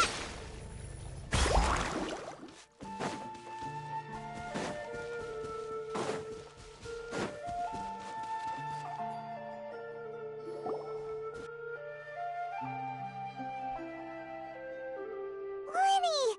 There you are. Are you alright? Paimon was scared to death when the chain broke. Paimon was sure something had gone horribly wrong. Magic is a performance art. A magician has to get creative to keep the audience on tenterhooks. That's our job. So I tweaked Caesar's original setup a little to keep it fresh. I was honestly a little nervous during the live performance. The thought of falling, suddenly feeling weightless, seeing the sky and the ground spinning and spinning. Sometimes, I can't help but wonder what Caesar thought in those final moments. Did he regret taking Gemma and Lorenzo on? Or did he believe that it was his own slip-up right until the end? You know, Paimon's been wanting to ask you about something ever since we were in Caesar's workshop. You learned magic from Caesar once, didn't you? When was that? After I joined the House of the Hearth.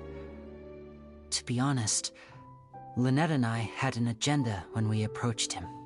I told you about my past before, remember? As a young boy, I survived by secretly learning magic from street performers. I'd watch their tricks and try to figure out how they were done. But I quickly realized that observation alone could only get me so far.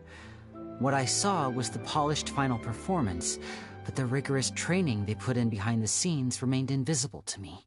I needed to learn how to improve my sleight of hand, hone my misdirection skills, and make niftier props.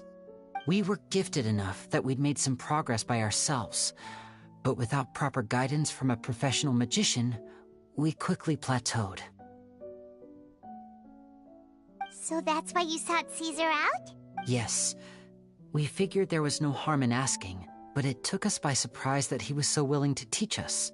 In all, we only spent 10 short days together, but he was very good to us. By contrast, we hid so many things from him. For instance, when he asked why I wanted to learn magic, I answered, "It's my passion." But in truth, there was already a lot more to the story by then.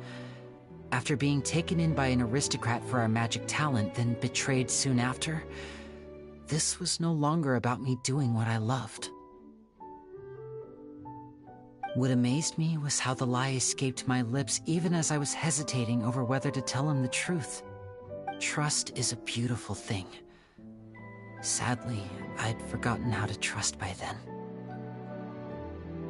Lenny.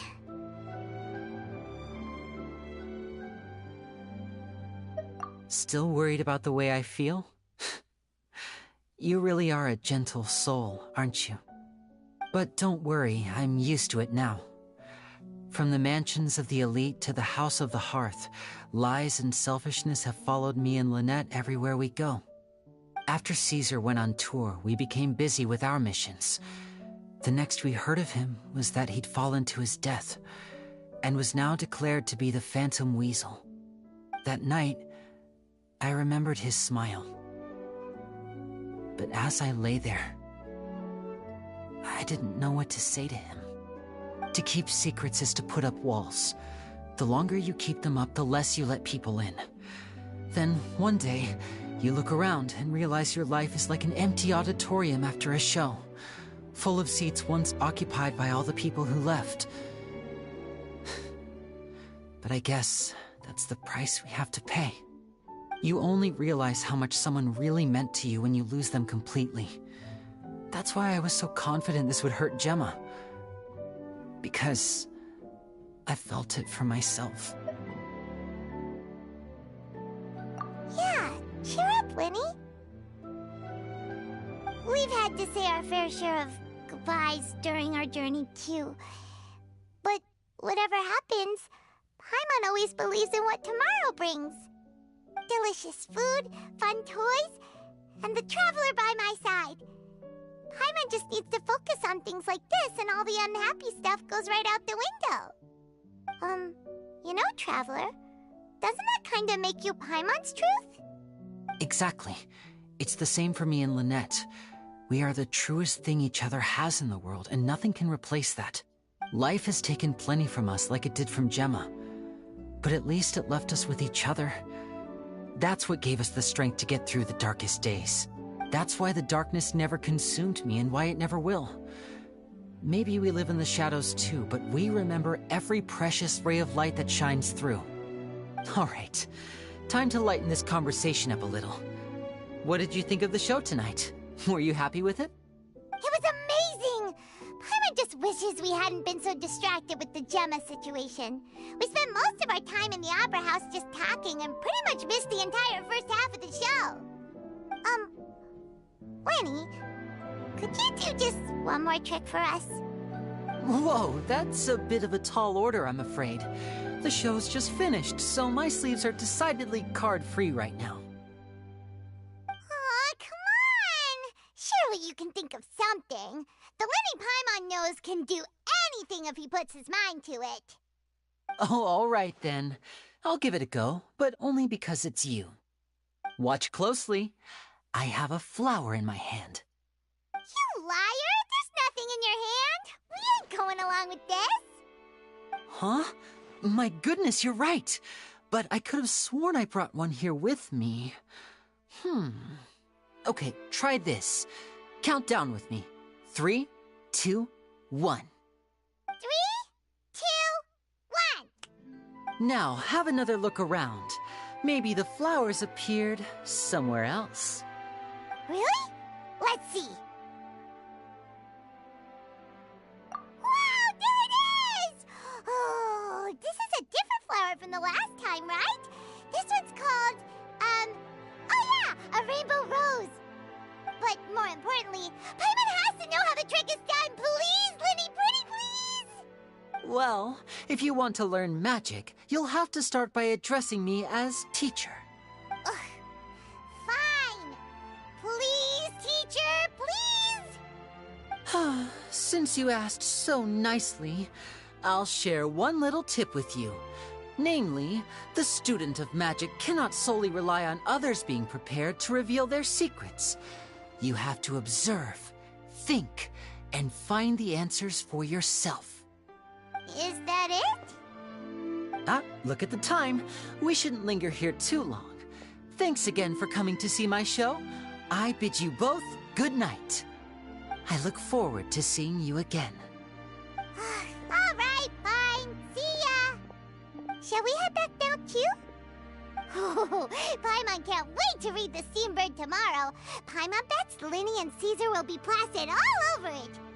Let's head to the Steambird's offices tomorrow morning and see what we can find out.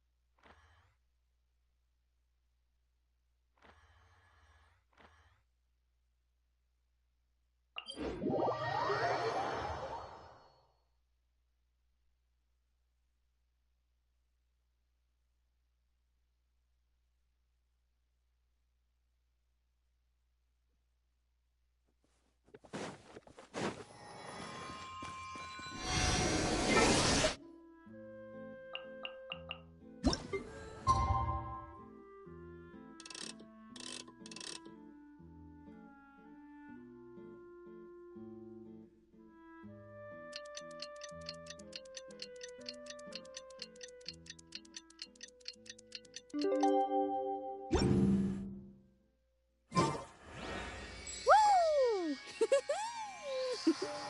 Whoa! Whoa! Ah. Whew.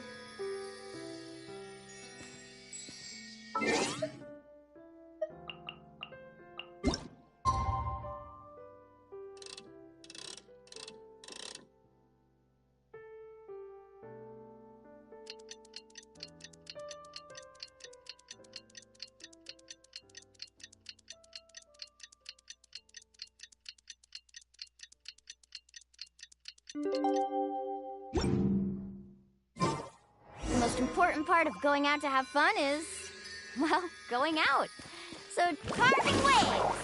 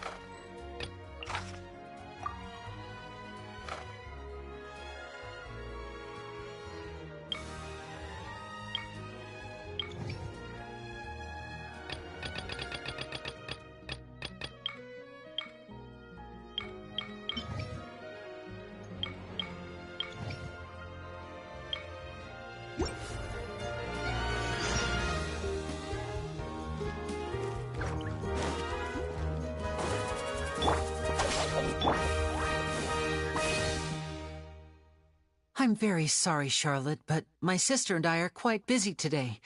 I'm afraid we'll have to decline this interview.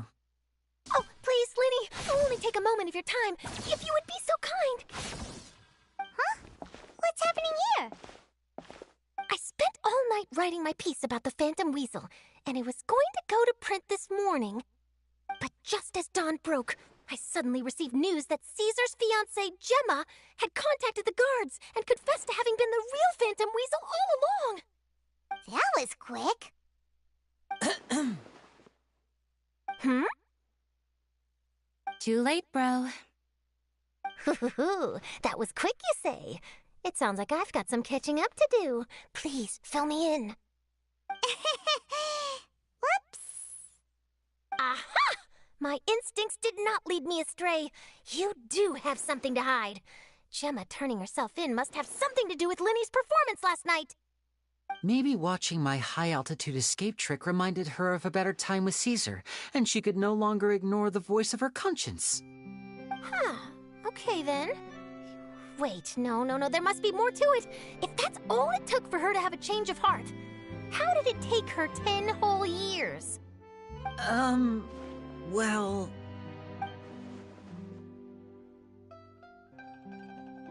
Oh, I remember now! You and Gemma were nowhere to be found after the show. What happened between you? Quickfire question! Where did you all go after the show? Oh, we went to the cemetery and Linny did a private magic trick just for us. Actually, glad you mentioned it, because that reminds Paimon, guess what? Linny started using rainbow roses in his tricks. What? I don't recall ever having received a rainbow rose from you myself. Is this supposed to mean that they're more important to you than your own sister? No, I just, What now? Oh, did Paimon say something wrong again? This is getting pretty awkward. What do we do, Traveler? Seems like this interview wasn't meant to be. Well, never mind. There's always next time. Forgive my persistence, but when there's explosive news waiting to be found, I can't turn away. The news about Gemma has already made waves, and I'll stop at nothing to get to the bottom of it all. Apparently, one of the things she said to the guards was that her final wish is to see Lorenzo one last time. There's clearly a web of complicated relationships there. Can't blame me for being curious. All right, I guess I'll leave you to continue the rest of your conversation in peace. Bye for now.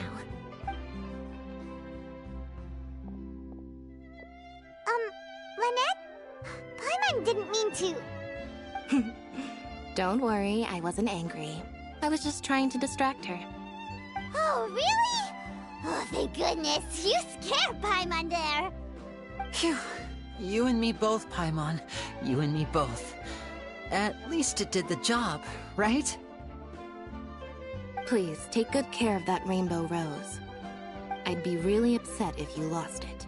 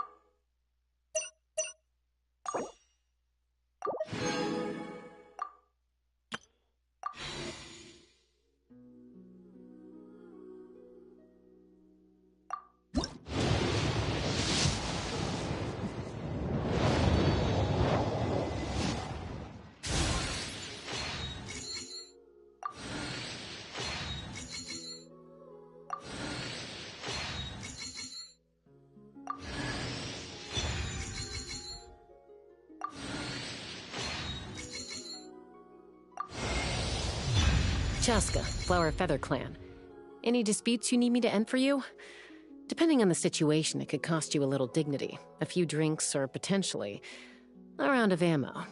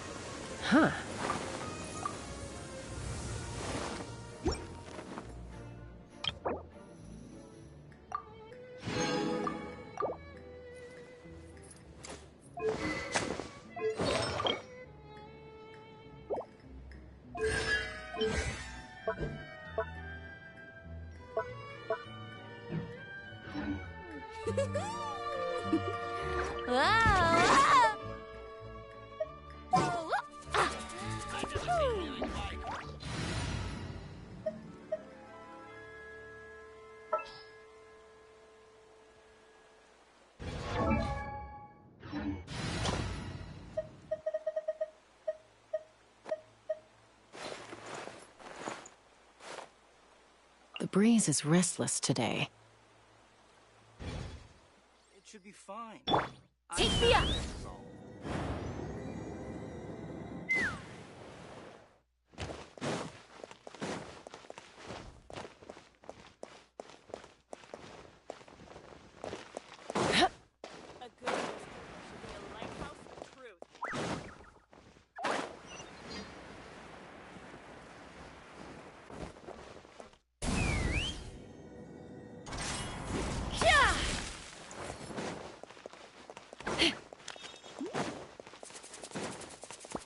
Let's fly!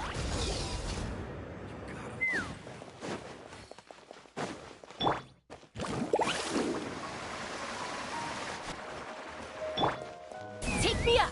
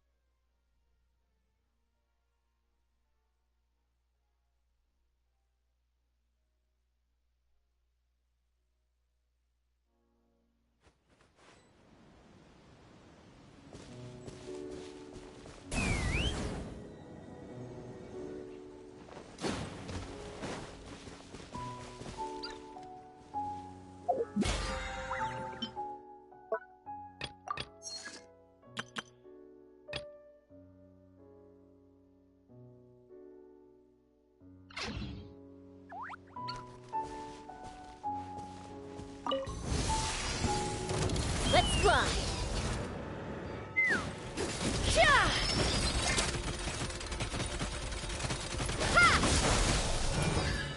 Dissipate!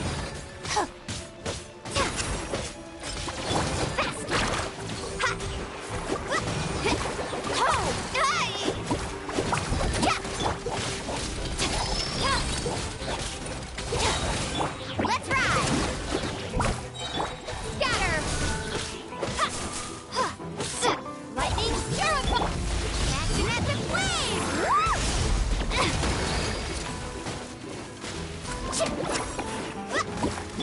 Stand with me!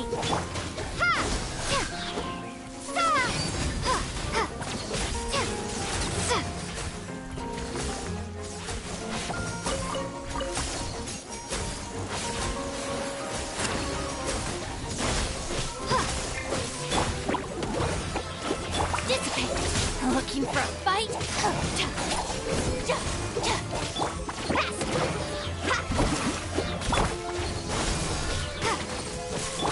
Oh! Check this out! That's the lot! Out of my way! Propagate!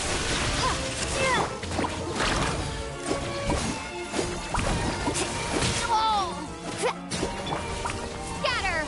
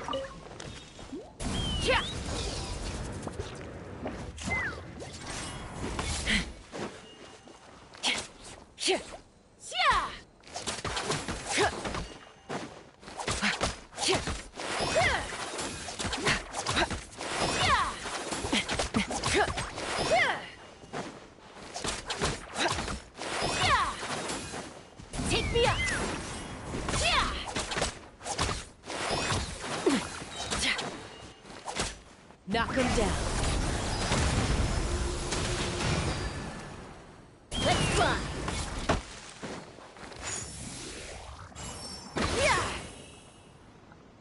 Spring forth! Stand with me! Take me up!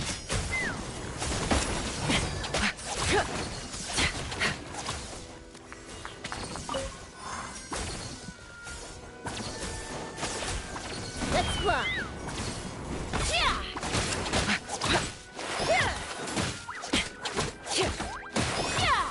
Take me up!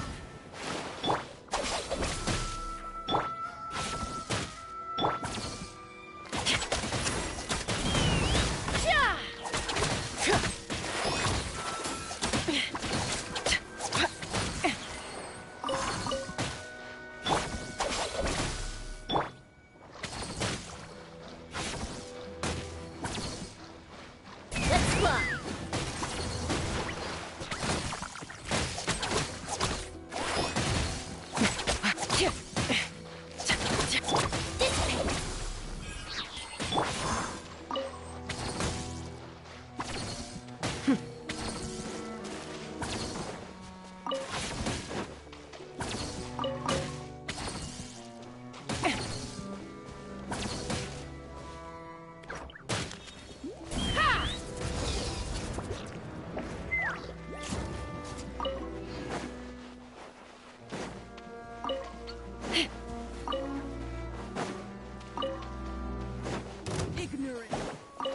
I'll put Let's you fly. on high heat. Mama bird. Have a load I'll of hold this.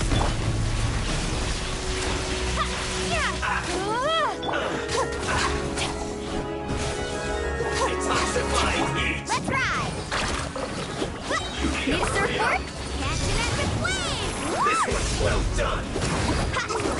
You're fine.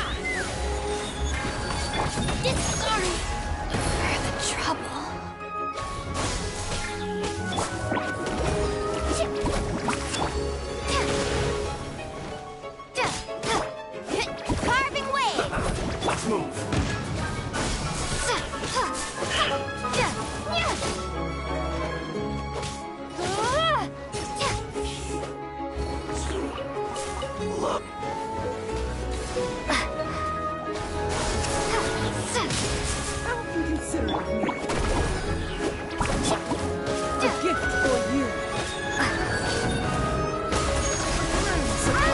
Maybe I wasn't meant for this world. Did I scare you? Yeah! Check this out! Got the launch!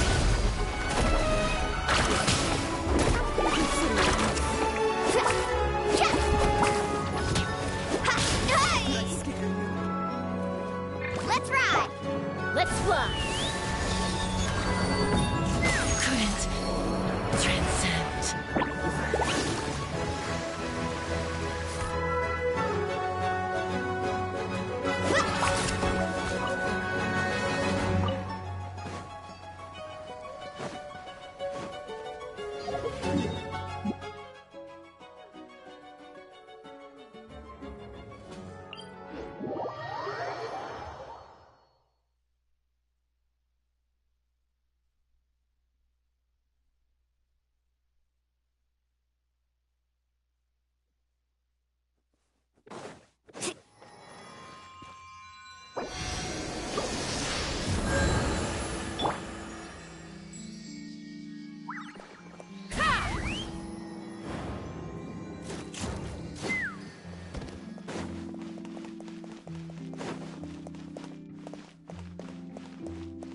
Take me up!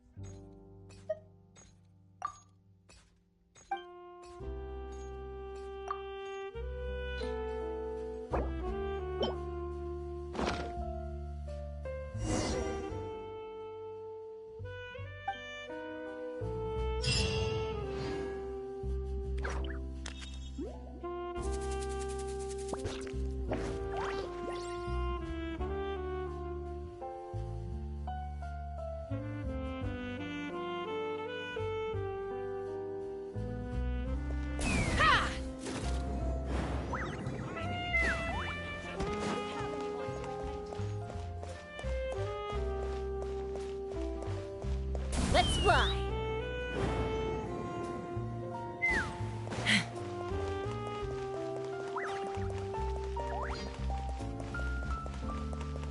Take me up!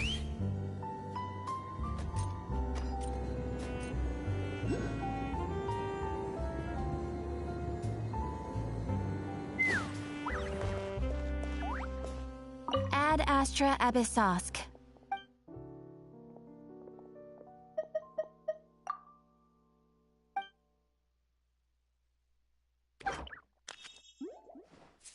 Let's fly!